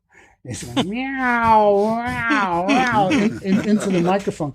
And I was like sitting back just watching this going, oh my God, I'm back in 1931. And he was just great that night. Everybody that asked him a question got a funny, snappy answer. It was fabulous. That was the best one I was at. I want to get into the weeds here about these recordings. Okay, go in the weeds. With all these radio shows from back in the day, does anything with Zeppo exist? No. Zeppo had a very brief radio show in 1932. I can tell you a couple things. There were some broadcasts that the Marx Brothers appeared in the 20s that should they exist, and they don't, because almost nothing was recorded in the 20s. They didn't, just to give you an idea of the history of radio recording, very little was recorded in the 20s. By 1929, a few things here and there. The first radio recordings of any kind of substantive nature was done in the early 30s. So even Flywheel, Shyster and Flywheel, 32, 33, that's right on the cusp of when things were and weren't recorded. They just didn't do it. It wasn't something that was done until that early 30s period. The only one that I feel from the early 30s, other than Flywheel, that would have been stunning had it happened, didn't happen. And the only way it's been discovered is because Jack Benny had recorded all of his programs. He had everything recorded from day one back to the early 30s. And most of them have been transferred now, and people have heard them. And at the end of one of the Jack Benny shows in October or November of 1932, he says, next week's guests will be the four Marx Brothers. And I heard that and I went, oh, does that exist? But then you go to the next week's recording and Jack comes on and says, sorry, due to a scheduling conflict, the Marx Brothers are unable to appear. But that would have been incredible to hear the four of them on the radio with Jack Benny in 1932. There is a recording of Chico in 1933 on the Burns and Allen show that exists. And then we go to Flywheel after that. There's nothing before that. They did things before that. There's some real interesting notations of things that were done in the 20s, but none of it exists. You mentioned the Zeppo radio show? Yeah, he sang. He had a 15-minute singing radio show over KNX Radio Los Angeles during the production of Horse Feathers. So it makes perfect sense that that's him singing in Horse Feathers for people who think it's not. I tell you, it would really settle that issue, wouldn't it? Yeah. Got to be him. But there's no recording that's known. Now, his family could have had one. I remember asking Zeppo when I saw him at that Sun Air Foundation dinner in March of 1976 if he had any recordings of the Marx Brothers, and he said no, he didn't. So the problem is sometimes they have them and they don't know they have them, like Groucho saying there's no Flywheel, Shyster, Flywheel here, and then going in the closet and finding one piece of one. So yeah, you just never know, because that stuff was not considered important to them at the time. So is that the Holy Grail? I mean, one question that I had prepared for you is what is the one thing that you know was recorded that you don't have that you would most want to have? Okay, I'll say it. It'll send everybody off looking for it, and maybe they'll find it. I have a portion of it, but I don't have the complete program. The program is the Camel Caravan starring Benny Goodman from 1936, September 1st, 1936. And on that September 1st, 1936 program is where they did the skit written for them allegedly by Al Boasberg, but Al Boasberg stole it from two other writers. Yes. And it resulted in a plagiarism suit. So that recording is not is lost. Well, I don't know that it's lost. I mean, I'll say some things here that I probably shouldn't, but I will. I have a piece of it. The piece I have is when the skit was finished, they switched to Harpo because it was billed as an appearance by the three Marx Brothers, and Harpo doesn't appear in the skit. So when the skit is finished, they switch to Harpo, and the recording starts there, where Harpo starts honking his horn and then goes and plays the same song he plays in A Night at the Opera. I forget, Alone, I guess it is. He plays his rendition of Alone, and then you hear the audience go, and then you say, thank you, everybody, good night, and the show's over. That portion exists. The earlier portion with the two brothers doing the skit, I know where it was, and then I'm going to tell this story. You can edit this out if you want to, because it's really into the weeds. Now, if you want to go really into the weeds, you can leave it in. We love weeds. I'll leave it up to you. We're all on weed. Okay. Here's the story. Camel Cigarettes was the sponsor of the program. It was the Benny Goodman show. Benny Goodman was off that night for whatever reason and turned the program over to the Marx Brothers. That was the joke. Okay, Benny Goodman's taking the night off. The Marx Brothers are taking over the program. There are lots and lots of Camel Caravan shows available out there. They exist. The recordings that the transfers come from were in the possession of Camel Cigarettes in Winston-Salem, North Carolina. I talked to a guy who was in his 90s, and this was back in the 90s, who was a huge Benny Goodman fan. And he told me that he had gone to Winston-Salem, that he had asked the cigarette company if he could have access to the recordings, and they gave him access to this wall of recordings of Benny Goodman's Camel Caravan. He made reel-to-reel transfers of every darn one of those shows, except the one with the Marx Brothers. He didn't do it because Benny Goodman wasn't on it, and he was a Benny Goodman fan, so he didn't want it. He didn't copy it, but he told me it was there.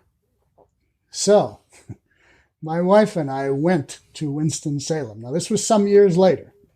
We went to Winston-Salem. We go to the cigarette company. They have a bulletproof glass window, a security guard at the front of the building.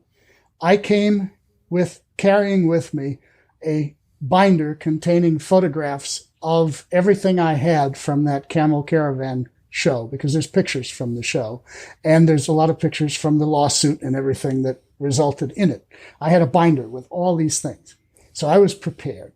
And I showed the guard at the entrance of this building this binder. And I said, I need to talk to somebody in this building because supposedly in this building, I was told by an old guy, you have still the recordings of the program that's referred to in these pictures.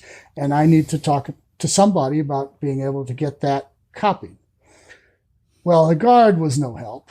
He said, do you have an appointment? And I said, no, I have no appointment. I need to talk to somebody who would know where these recordings would be located. They were here back in the late 90s. They should still be here. Unless you threw them all away, they should still be here somewhere.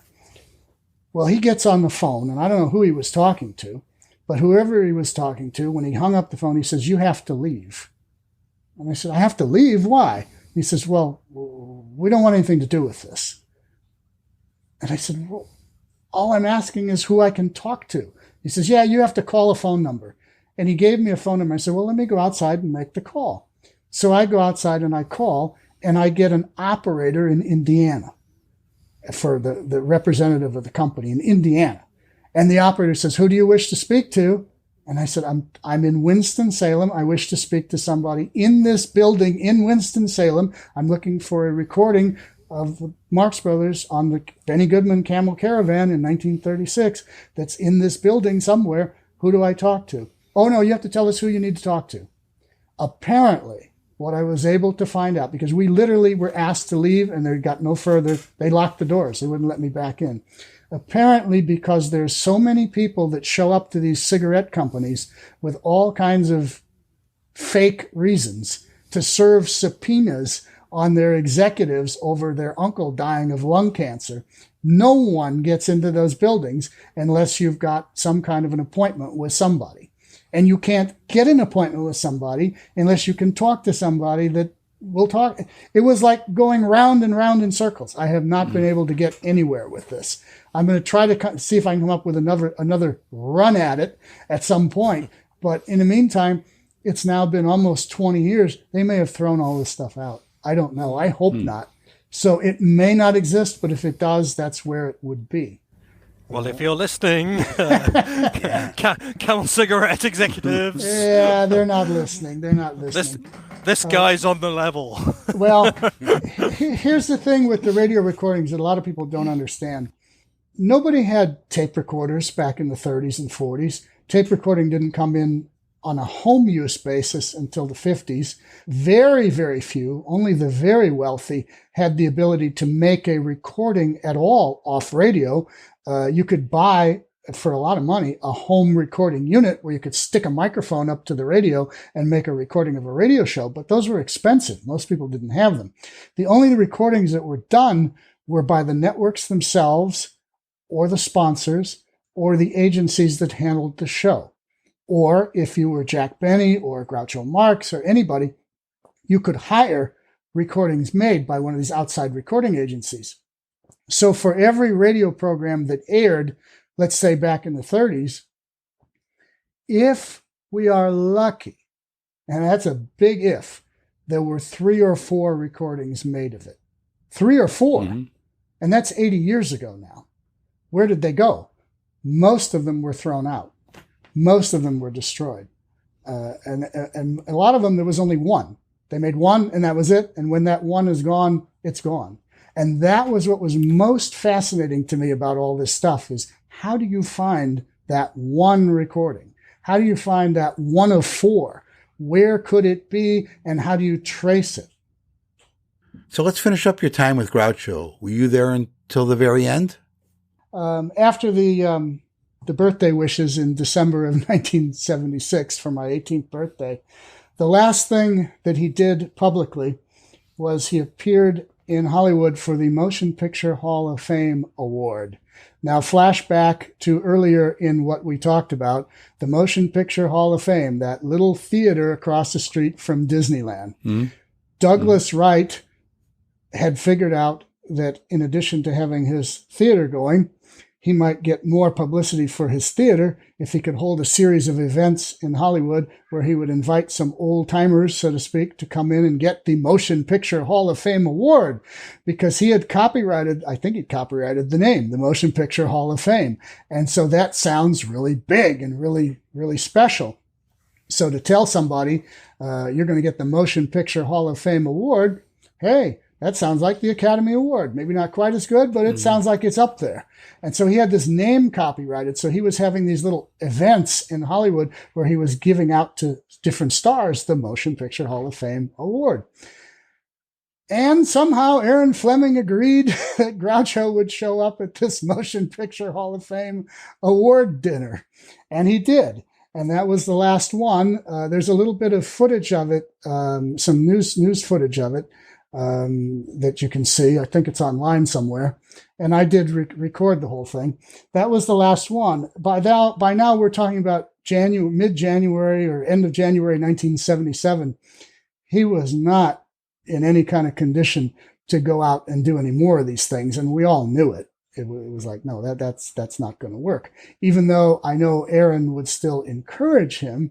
That's one thing she was very good at, was encouraging him to practice the piano, to continue to sing, psychologically, it might be something she was trying to do to keep him alive, is keep playing, keep anticipating doing the next performance, even though you didn't want him to do the next performance, but keep alive by still sitting at your piano and play your songs and sing for your guests and things like that.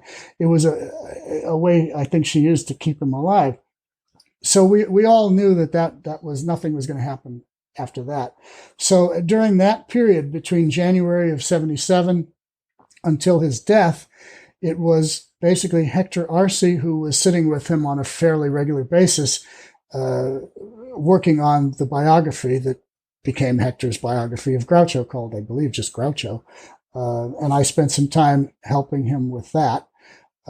So instead of recording things, I was doing that kind of thing and still looking for memorabilia because the Smithsonian thing was still looming in the background. So we were still looking. The last time I saw Groucho was in the hospital about 3 weeks before he died. Erin had called and invited me to basically come and say goodbye. And we all kind of knew that that's what was going to happen. And so she invited me to come say goodbye, and I went. And he was just... But again, how lovely that she thought that you would be somebody that would want to do that. Yes, that's why I say she was nothing but nice to me. So, okay, well, I can't say anything bad. I know there are bad things, but not from me.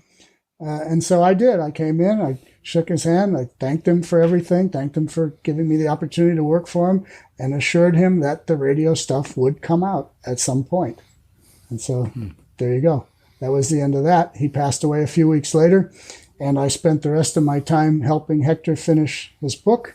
Then shortly after that, there was Bob Whitey and Joe Adamson was working on their Marx Brothers in a nutshell. Never heard of them. Yeah, those guys. Never heard of them. Bob Whitey lived in Fullerton, California, which was 2 little towns over from La Mirada, where I was living. And I remember seeing a newspaper article in our local La Mirada newspaper, which showed Bob Whitey dressed as Groucho with a couple other people dressed as Chico and Harpo. And they said that these high school students were doing their imitation of the Marx Brothers. Well, I picked up the telephone book and I looked up Whitey in Fullerton, California. It was his father's phone number, but called it. His father answered the phone. He put me on with Bob Whitey. I invited them over, and we became friends, and we've been friends ever since. So that's how I met Mr. Whitey. So you still have that photo? The photo of what? The one of him and his friends doing the Marxes. Oh, oh, yeah. I don't know if I have that, but... he did that home movie he talked about on the podcast, but he said he's never going to bring that out, so we got to find the next best thing. I saw the movie, too. He showed me the movie. I don't remember it well, but I know he showed me the movie. The photo was printed in, I believe it was called the La Mirada Lamplighter, which was the local... Well, let me get my pencil here. La Mirada Lamplighter. Lamplighter. Do you have a date on that? Would have been 1976 or 7. All right. Yeah. And if it wasn't the La Mirada Lamplighter, it would have been whatever the Fullerton, California newspaper was. You can look up that. But that photo will come back to haunt him at some point. I know it will. There's too much available these days. Yeah, the Bob Whitey in a Nutshell documentary. I'll have it. So anyway, I finished up with Hector, did a little bit of work with Bob and Joe Adamson on the Marx Brothers in a Nutshell. And then in 1983 is when I sold off a lot of my collection of stills and stuff to Paul Wesolowski, another old-time friend who I hadn't seen for many years but have reacquainted in the last few years. In 1987, I moved from the Los Angeles area to Grants Pass, Oregon, and continued looking for records and radio shows and whatever. Right now, I'm plugged into the entire record collecting community worldwide. For old stuff, not necessarily for like Beatles and Led Zeppelin and all that more modern stuff. That's not even modern, but to me it's more modern. I'm plugged into the 78 world and to the world of people who like vintage recordings from the 30s and 40s and whatever. I'm plugged into Skip James. Yeah, all the old radio collectors, all the old blues collectors. I'm plugged into all of that. And I have what I call pickers and spies everywhere that are constantly looking for things. And a lot of the record collectors, most of the record collectors, do not give a hoot about vintage radio recordings. That doesn't mean anything to them. To them, those are just big, expensive, big, heavy metal records that they can't play, and nobody really wants to buy them except me. So they don't care. So when they find that stuff, they call me. So I'm all over the country all the time looking through barns and basements and anywhere I can go, attics, whatever, and I'm going through collections all the time, collections of people who collected vintage records. And a lot of times more than you would think, people who collected vintage records would occasionally get a hold of broadcast recordings or whatever, and they would just put them in their collection, and there it would sit for a long, long time. And then when they found out somebody would actually be interested in them, hey, they'll sell them to you. So I have accumulated a warehouse full of that stuff. Now turning to Flywheel, from that day in Groucho's closet until I think about 10 years, it took about 10 years later for another bit of a Flywheel show to show up. And the other bit that showed up, there was a gentleman named Jim Harmon who wrote a book called The Great Radio Heroes. And he liked Jack Armstrong, the All-American Boy, and Tom Mix and all these kids-type radio shows. And he wrote a book on them. And I met him in the 80s, this would be mid-80s. And I just asked him one day if he had anything on the Marx Brothers. And he says, yeah, I have one of those Flywheel, Shyster, Flywheel things somewhere. And I said, you do? And he says, yeah. I said, well, can you dig it out, please? Well, when he finally dug it out, what he had was not an actual original record. He didn't have that, but he had borrowed it from someone, and he couldn't remember who. He had borrowed one half of one program. It was actually the last show, May 22nd, 1933. And he had the second half of it, not the first half. He had the second 15 minutes of it. So, okay, now we had 10 minutes out of one show, and now we had 15 minutes out of another one. But the 15 minutes that he had was much, much better than the 7.5 minutes that I had from Groucho's collection, because it was actually the last half of the program. So you got to hear a long, continuous Marx skit. So I thought, oh, great, yes, we have something. So that was that. Now here comes a bad thing. In 1995, skipping ahead about 10 years later again, I got a letter in my mailbox in Oregon. Somebody tracked me down in Oregon, and how they found me, I don't know. But it was from somebody in Sacramento, California. And they said, hey, I understand you're looking for Flywheel, Shyster and Flywheel. I have one piece of one show. It's one 15-minute segment. And I thought, great. Hope it matches the one that Jim Harmon had, but even if it doesn't, it's another piece to the puzzle. So I wrote back. The guy provided no phone number. I wrote back and I said, okay, I'm very interested. You're in Sacramento. I'm in Grants Pass, Oregon. That's about a 6-hour drive. I'd like to come down, borrow your recording, get it transferred. Can we work that out? Sent off the letter. No response. Okay. A few weeks later, I write another letter. No response. I thought something's wrong here. So I did some detective work, looked up a phone number for this person, called. The number you have reached has been disconnected and is no longer in service. Okay, very bad sign. I got in my car. I drove to the address that was on the letter. The house was empty. I knocked on the neighbor's door. I said, what happened? Oh, he died. He died? Yeah. Did he have any relatives? Is there anybody who cleaned out the house? Oh, I don't know. They had some service come and do it. Gone. So I have no idea where that one was or what it was. No clue whatsoever. Damn him. Yeah. Just gone. I'm like, no, this close and gone. How does this happen? How dare he die? Yeah, how dare he die on me in the middle of this? All right, so now move your dating calendar up another 10 years or more, right around 2008 or so.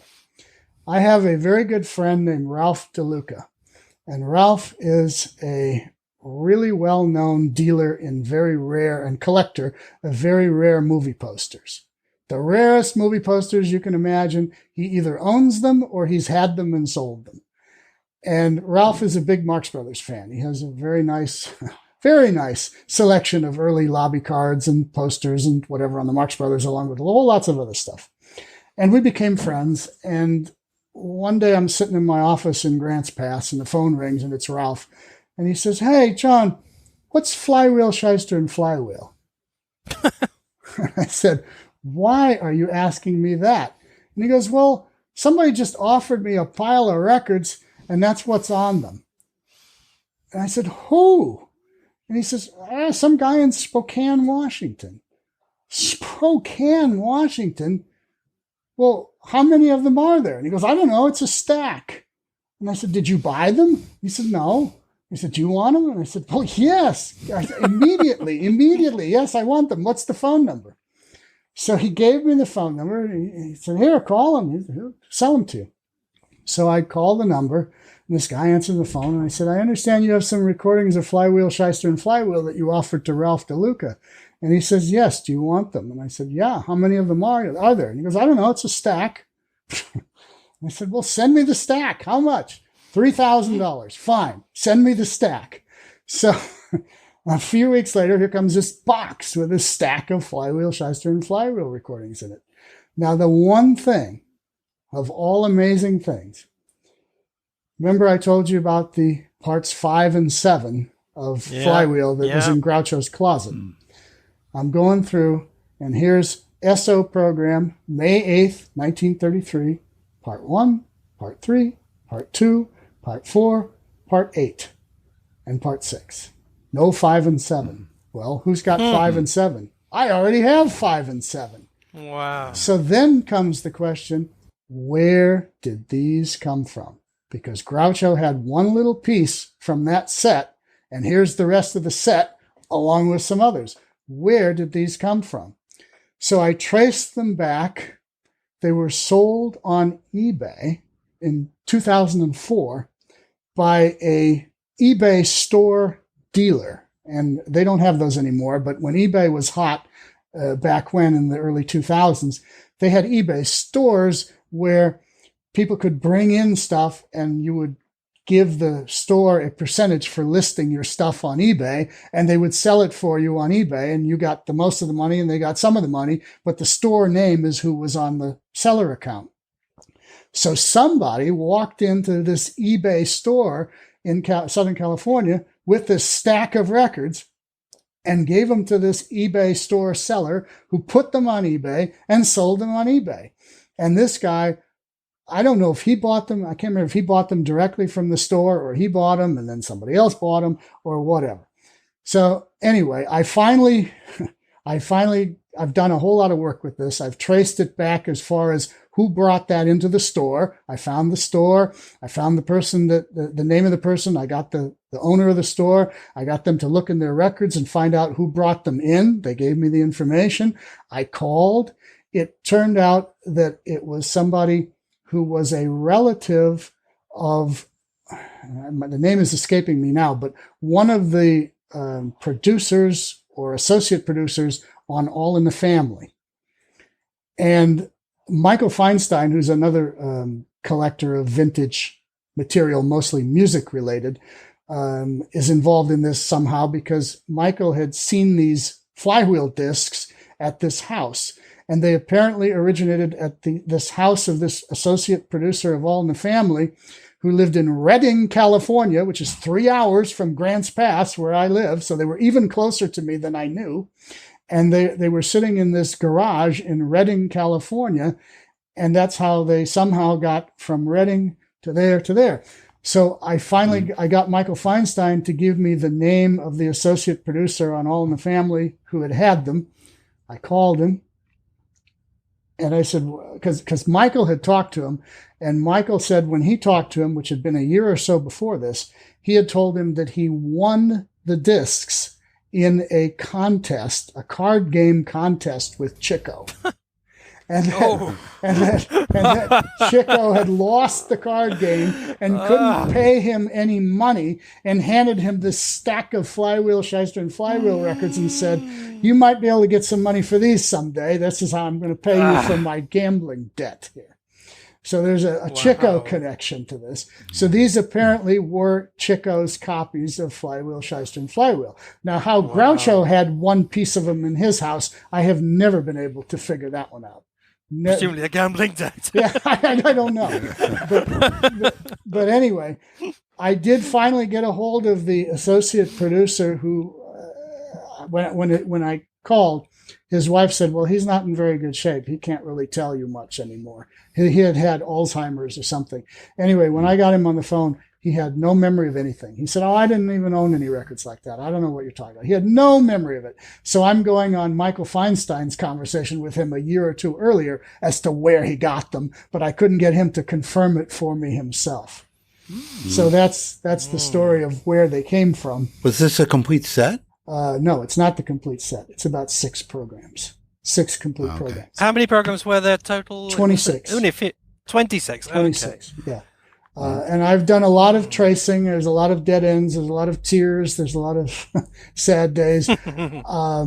One actually turned up in Canada a few years ago. Unfortunately, it's a duplicate of one I already have.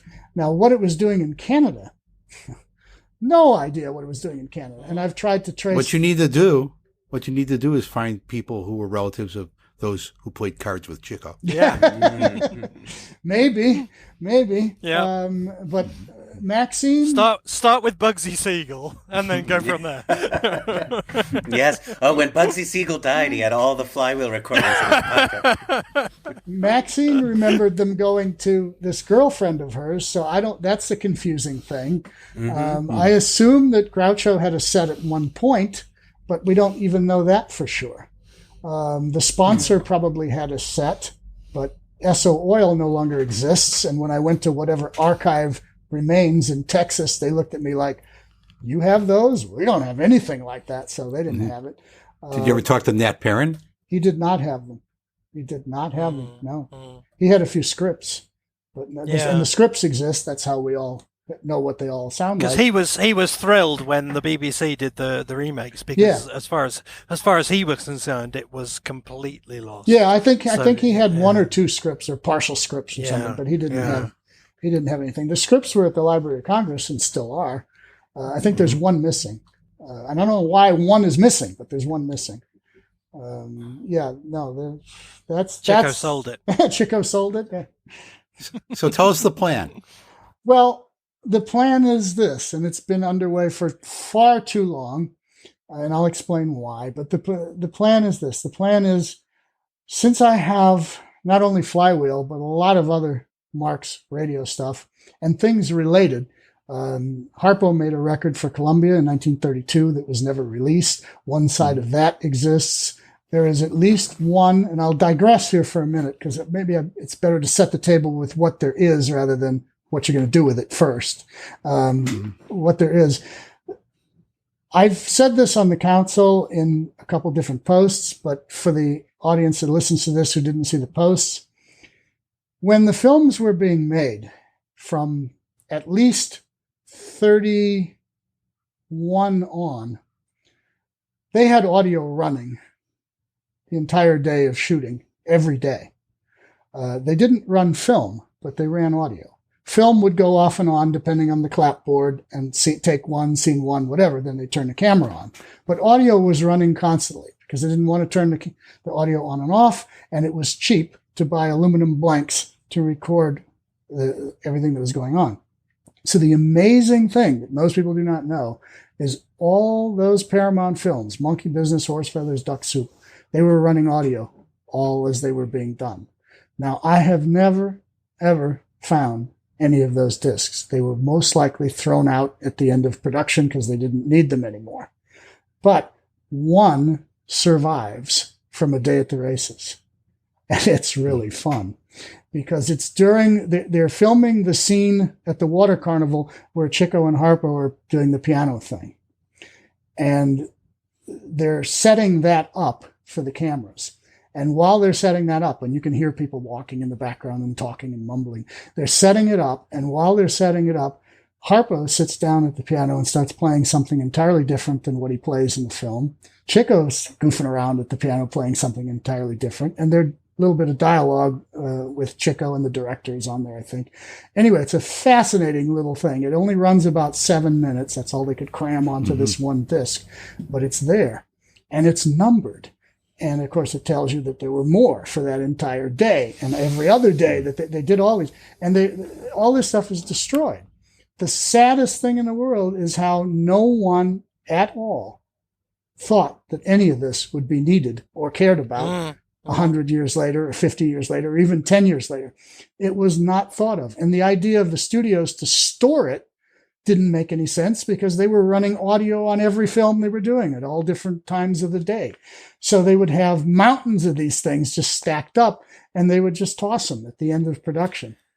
So really, it's amazing that we have what we do have. It is absolutely astounding. Yeah. When you going back to radio, when I told you that there was one of 4 possible recordings of any particular show, 90%, this is a proven number, 90% of network radio of the 30s no longer exists. The 10% that does is all we have. When you get into the 40s, it gets a little better. You might get down to 80%, but that's it. 80% no longer exists, 20% does. It's all been destroyed. The last big destruction, and this is a horror story, the last big destruction was in 1992. 1992, imagine, not that long ago, when George W. Bush left office as president and Bill Clinton came in, there was this whole movement to streamline government and save money. Bill Clinton is going to be the savior of saving money. And so they ordered a lot of things destroyed. And one of the things they ordered destroyed was a warehouse in upstate New York, which contained all of the audio that had been recorded for the government from the onset of World War II to the end of World War II. The government, they were looking for any spies that might be able to give secret codes over the radio or any kind of crazy thing. The CIA or whoever it was at the time decided that in order to keep America safe, they would record 24 hours of radio, 7 days a week, all during World War II. And all of that was sitting in a building in upstate New York. And when the Clinton administration came in, it was recycled for the aluminum content. It was just simply destroyed. Nobody thought to save it.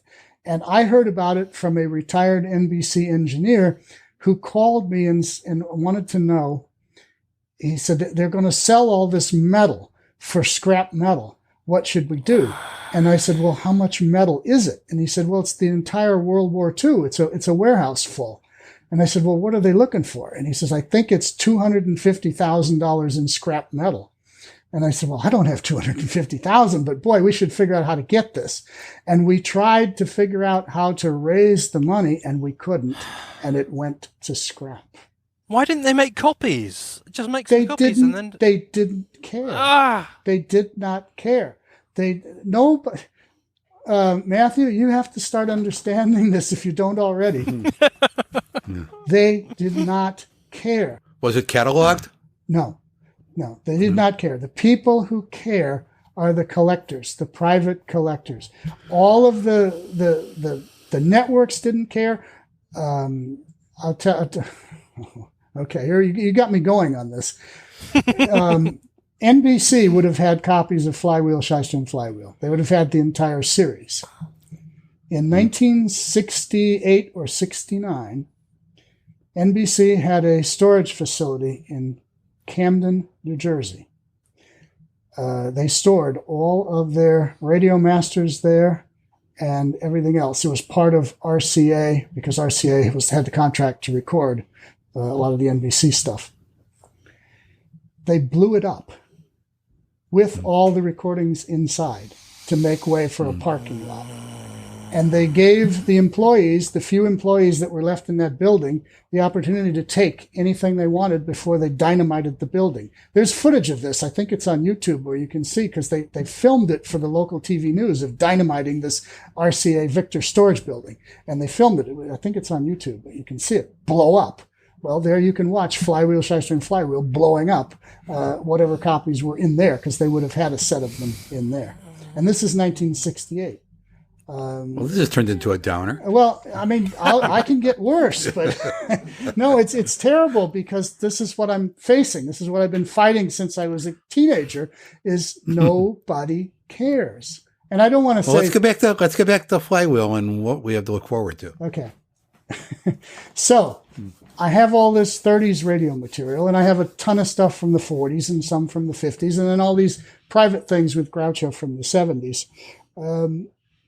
I don't know how much of a market there is out there for this. I know there's got to be some, but in order to do it, you have to restore what's there. I mean, to me, I have to restore it. I don't want to put it out there in lousy sound. And the Flywheel discs, for example, by the time they came to me through all this stuff we just talked about, they look and sound terrible. They've been battered. They've been played with diamond needles when they should have been played with bamboo needles. Everything in the world is wrong with them. They skip. They on and on and on. And so to fix them, to make them whole again, takes, I'll give you an example. 1 5-minute side of one record takes 200 hours to restore. 1 5-minute side, because there's so much damage. The Film Preservation Society put up a thing on Facebook a few weeks ago where they showed how they restore silent film. And what you do is you take the roll of film, you scan it at super high resolution, you put it up on a computer screen, and then frame by frame by frame, you take all the defects out of it. And that takes hours upon hours upon hours to do a film. It's the same with radio. It takes hours upon hours because you're going literally 5 to 10 seconds at a time restoring the audio, taking the clicks, the pops, the distortion, the skips, everything away. So we are going through all of the existing 30s material that I have, and there's a few things that I need to get from a couple different archives that we just haven't gotten because we don't need them now. We're inundated with what I already have. But anyway, we're putting it all together along with a book in which I will use all the still photographs from all the programs that I've accumulated over the years. And there's some absolutely fabulous ones from Flywheel and from the Marks of Time, which was their second series just after Flywheel. Great photographs from that show. And put all of this in a book and then audio CDs in with it. And it'll be one big, I mean, you talk about somebody was asking, is there going to be a coffee table book on the Marx Brothers? Well, there's going to be a coffee table size radio book. Absolutely. Because there's enough to fill a giant coffee table size book along with about, right now we're at 14 and a half hours of 1930s radio. Obviously, predictions are a mug's game, but for all of us who are waiting with absolutely bated breath for this, how far along are we? We're 4.5 hours along, sort of.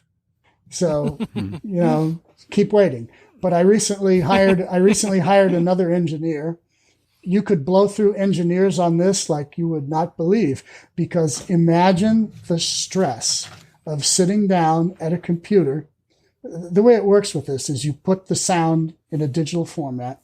The sound then becomes a pattern on your screen, and then you look for the defects which stand out as blips on the screen. It's like watching a thing like this, like stock market ticker blipping along, and you have to isolate each and every blip and manually remove it. There's a way to do it where you wipe it all off quickly, but when you do that, you take all the life out of it. You suck all the high end, the low end, it just becomes this mid-range mess. And I hate that. So I refuse to do that. We could have it done in a week if I did it that way, but I refuse to do that. It's just not going to sound right. When you all listen to, at the very end of this show, we teased about a little song clip from radio. When you listen to that one isn't finished. It'll sound like it to you, but it's about 80% finished. So it's good enough to play on this podcast. But on a really good podcast, we need a better version. That's fine. But so you did a similar thing with Laurel and Hardy, didn't you? Not to this degree. I did 2 things on Laurel and Hardy using rare audio. It was a little easier with the second one because it was a reel-to-reel tape of Stan Laurel being recorded off a telephone line. And that one didn't require much restoration. But the other ones we used, we didn't take it as far as this. This is taking restoration as far as you can go, so that when we're done, it sounds like you're listening to something that was recorded yesterday. That's the goal. Now, there's still going to be, in some parts of Flywheel, There's some distortion in it that I don't think we can remove. We can minimize it to where it's listenable, but we can't remove all of it. But a lot of it is going to sound just like it was recorded yesterday. So we're doing not only Flywheel, Shyster and Flywheel.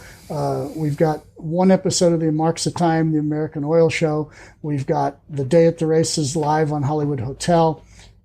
You asked earlier for things. Is there some things that I wish I had that we don't? I'll give you two more. And this I just found out about. This is something Robert Bader found out about, so I have to give him the credit for that. When the Night at the Opera tour hit Salt Lake City, the Marxes went on radio and did scenes from it on radio. Now, I don't know what they did. We don't know, but he's been able to determine that they did it. And we have the date they did it, and we have the radio station they did it on. So my next trip to Salt Lake City, and I have a sister-in-law who lives just outside Salt Lake City, is going to be, I'm going to have to go and see if that radio station still exists, which it may or may not, who the oldest person working at that radio station is, and then trace backwards, because none of them will be there now that were still alive when that thing was done, but trace backwards. And it's a Mormon town. It's a Mormon radio station. They have great genealogy. I'll bet you I can find who was running the studio at the day that thing was done, and then trace their relatives and see if they recorded it and if those relatives hung on to that daddy or granddaddy's recording of the Marx Brothers. If they're Mormons, they'll have a lot of relatives. Yeah, you should document the search. Yeah. Well, yeah, these are big ifs, but this is what I do. This is why it's hard to nail me down to do one of these things, because I'm always busy doing something like this somewhere across the country, trying to nail down one of these broadcasts. So that's one that I'm trying to find. It was mentioned on one of the earlier podcasts. Somebody said, well, we have trailers for Duck Soup. We have trailers for Day at the Races and onward, but we don't have a trailer for Night at the Opera. Well, we do now, because one turned up a few weeks ago. A friend of mine, a few weeks ago. Wow. A friend of mine called me from Los Angeles and said, you won't guess what I just found. And hopefully I said more Flywheel. And he says, no, not more Flywheel, but how about the trailer for Night at the Opera? Ah, really? And we should clarify, we mean an original trailer. There is an existing trailer, but that's from a re-release. No, I'm talking about radio trailer, not video. Oh, okay, I'm sorry. Oh, okay. No, radio trailer. Up. For each of the films, there was a radio trailer and a visual trailer for the theaters. Okay. This is the radio trailer. I've never heard the word trailer used in conjunction with radio. That's I would what think they called promo, it. Yeah. Promo or something. Yeah, actually the MGM ones are called Leo is on the Air. That's what they called it. Leo is on the air. And it was a 15-minute promotional thing that they would press up and send out to radio stations across the country during the weeks just before the films come out and just after. They were running them as publicity to get people to go to the theaters to see the movies. So has it got interesting, different stuff on it from what we know? Well, that's what I had hoped. And the thing is, I have to say it's a big disappointment, because boy, does it tell you where MGM was thinking when they signed the Marx Brothers. Yes, indeed. Yeah. It starts out good. It starts out with saying, you are about to see the funniest picture you've ever seen. So says Stan Laurel of Laurel and Hardy. And then it quotes two or three other people about the funniest picture they ever seen. And then you hear honk, honk, and here come the Marx Brothers. And I'm thinking, great, now we're going to hear something special. But first, let's hear a song. And they cut to Alan Jones doing whatever. And then they go to Kitty Carlisle doing whatever. And then they come back, and just before the program runs out, there's a take, which could be an alternate take, I don't know, but there's a take. I have to listen to it again. There's a take of Harpo doing Alone from A Night at the Opera on the harp. And that's it. The program ends at that point. So no manicurist? No. Now here's one I wish we had. And it may exist. I'm not 100% sure this one doesn't. But just you can hear, it's not very good quality, but it will be when I get through with it. There is one for A Day at the Races on the Hedda Hopper Hollywood Hotel, where Groucho sings Dr. Hackenbush and they do the Tootsie Fritzie ice cream scene. That exists. We're going to have it in spectacular sound on the set. But I have found out that they did scenes from A Night at the Opera in 35 on the same program. So I'm hoping that that one exists. Now that I know the date of it, I'm going to have to start that search. And of course, every time you go down one of these rabbit holes, it delays the project because I want to have that. If that exists, I want to have it on the set. But if it doesn't, it won't be there. But in the meantime, we have so many hours left of restoration on these radio shows that it doesn't matter. I can keep chasing rabbit holes until we get this restoration on what we have done. Once we have, why are you wasting time talking to us? Yeah, well, that's... Get on with it. See, you wanted me for this show. We could be out hunting down something. So I guess we should wind this one down. I got all these questions. I didn't even get to a fraction of them. I have a sense that we've scratched the surface of the surface of the surface. Can you come on another 25 times, John? We could, that's fine. We can do another one. I don't know how much more there is, but yeah, there's still more I can tell you about things that exist from the 40s that people would go, what? That By the really way, exists? Yes. Here's a basic question I bet you never get asked. What's your favorite Marx film? Yeah. Okay, the honest answer to that is it varies from day to day. Some days it's animal crackers. Some days it's horse feathers. Some days it's duck soup. Is it ever Go West? Hey, remember before the show? He said he doesn't drink. No.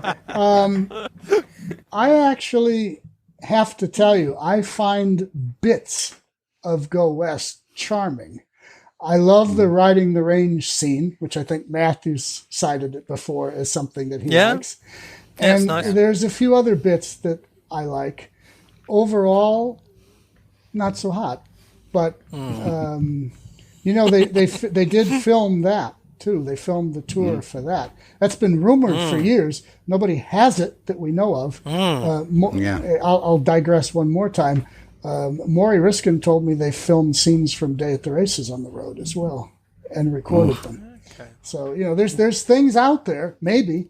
Well, we do know that audio clips of the Night in Casablanca tour will be made available for the first time in the upcoming Blu-ray set. So we have that to look forward to. That's totally unexpected. Yes, and there are more than audio clips that exist, that I can tell you. So surprise, surprise. And they didn't come from me. I didn't have them, but boy, are they fabulous. Wow. 2 shows were recorded, 2 complete shows. On audio or film as well? On audio. Wow. John, we really just want to thank you for coming on and letting us into your world and telling us all these great stories. Yeah, I could go on for hours, but there are laws against these things, or at least there should be. Yeah, you guys didn't get in many questions, but I warned you I can ramble, so I did. Well, we hope you'll come back at some future point. Okay, you tell me. We'll try to work it in amidst all the restoration and all the other running around the world stuff.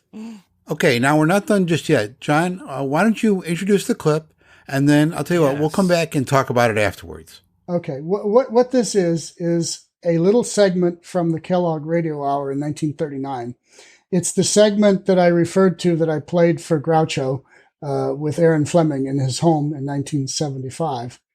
I really like this. When I heard this, it was like, this is the kind of thing they did on radio. You can hear stuff like this because we could see 13 movies and that's it. But there's other things out there. And this is an example of other things. Yeah. This is Groucho and Chico.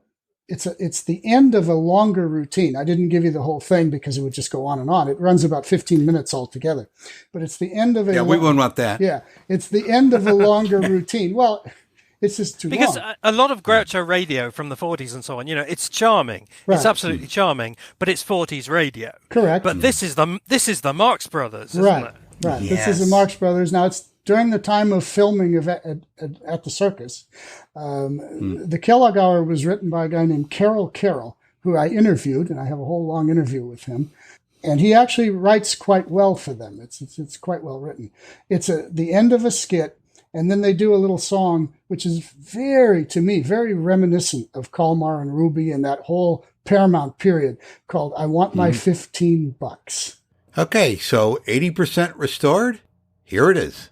And boss, if you don't mind, I want my $15. I can use it to run the house on. I refuse to talk about that $15. Will you talk about 5 of it? The kid needs some braces for his teeth. Well, I need braces for my pants.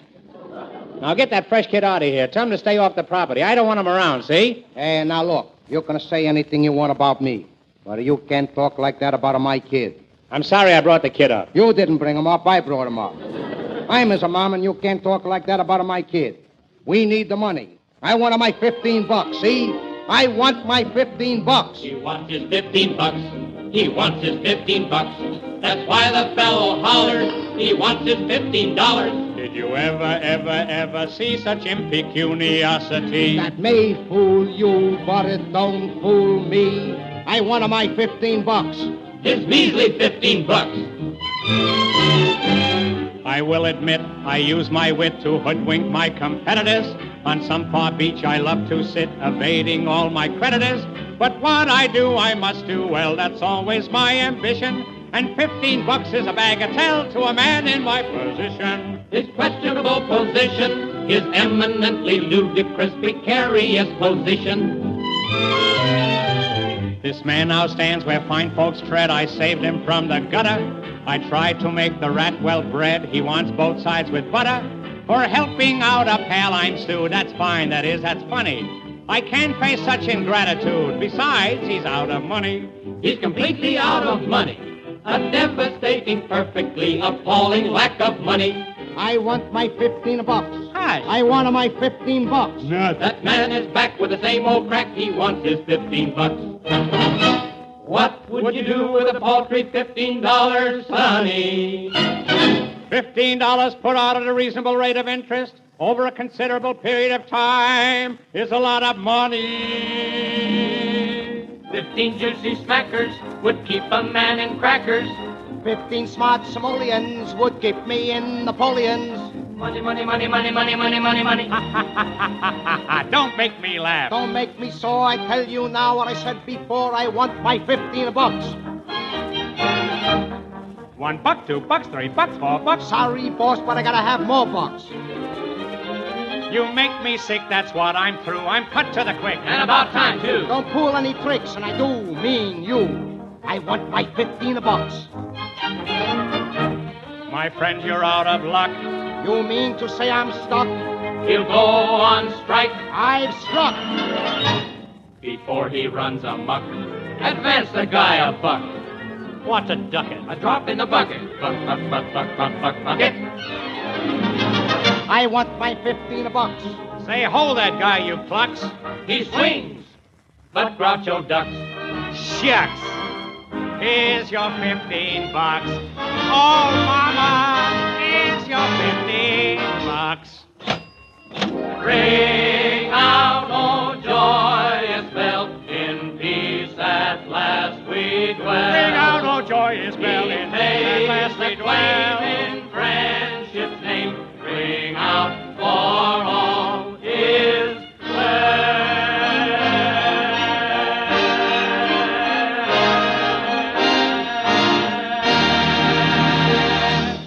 The second meeting of the circle stands adjourned. The meeting stands adjourned. The meeting stands adjourned. Ravelli's gaze is wandering. The Groucho brain is pondering. Did you ever see such a pretty petty larceny? Who took that $15 from me? It's gone again. The meeting stands adjourned. Ring out, oh joyous bell, in peace at last you'll dwell. You've got a right to say goodnight. Ring out for all is well. Good night, all. Good night. Don't miss The Circle next week with Noel Coward, in addition to the Marx Brothers, Robert Emmett Dolan, the Foursome, Cary Grant, Carol Lombard, and Ronald Coleman. This is the National Broadcasting Company.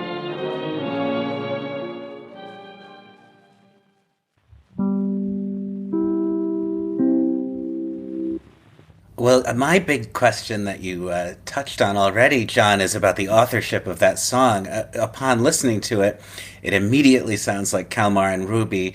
The melody sounds like I Always Get My Man a little bit. It also has a line, a $1, $2 line that's reminiscent of the song Timbuktu. Correct.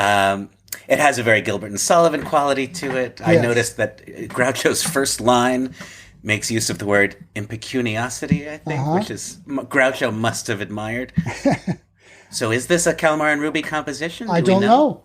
It does. There is no credit on the show as to who wrote it or what it is. So I don't know. And when I played it for him, remember I told you in the beginning, he remembered singing this and he was singing along a little bit while it was playing. So he knew what it was, but no, he didn't have any. I didn't ask him, but there was nothing was brought up as to who wrote it. And anytime we could hear Chico sing is a real treat. Is there more of that? Yeah. A rare treat. Well, the thing is Chico and Groucho singing together. And yes, there is more of that. One thing that you probably don't know, because in the Flywheel, Shyster and Flywheel recreations, I don't believe they do this, but did you know that at the end of every episode of Flywheel, Shyster and Flywheel, Groucho and Chico sang? Is that in the script? I don't think it is, and I don't think it's on the BBC performances. But they sang at the end of each broadcast. The ones I have, they're on there singing, and the song is called Good Night Ladies. It's in the published scripts. They refer to that at the end of, I think at the end of each script, they do a little SO spot, and then they say "Good Night, Ladies," and it's heavily implied that it was sung. It's a song. They sing a chorus out of "Good Night, Ladies" at the end of each episode of Flywheel, Shyster and Flywheel. Is it "Good Night, Ladies"? Good night, ladies. Yes, you know it. Yeah. We're gonna leave you now. Yep, that's it. Wow. So Groucho and Chico did sing together. They also sang together on Pabst Blue Ribbon Town. So I think that's going to about do it. How do we end this, guys? You have anything to add before we go? How do you end this? Say goodbye. I want my $15 back.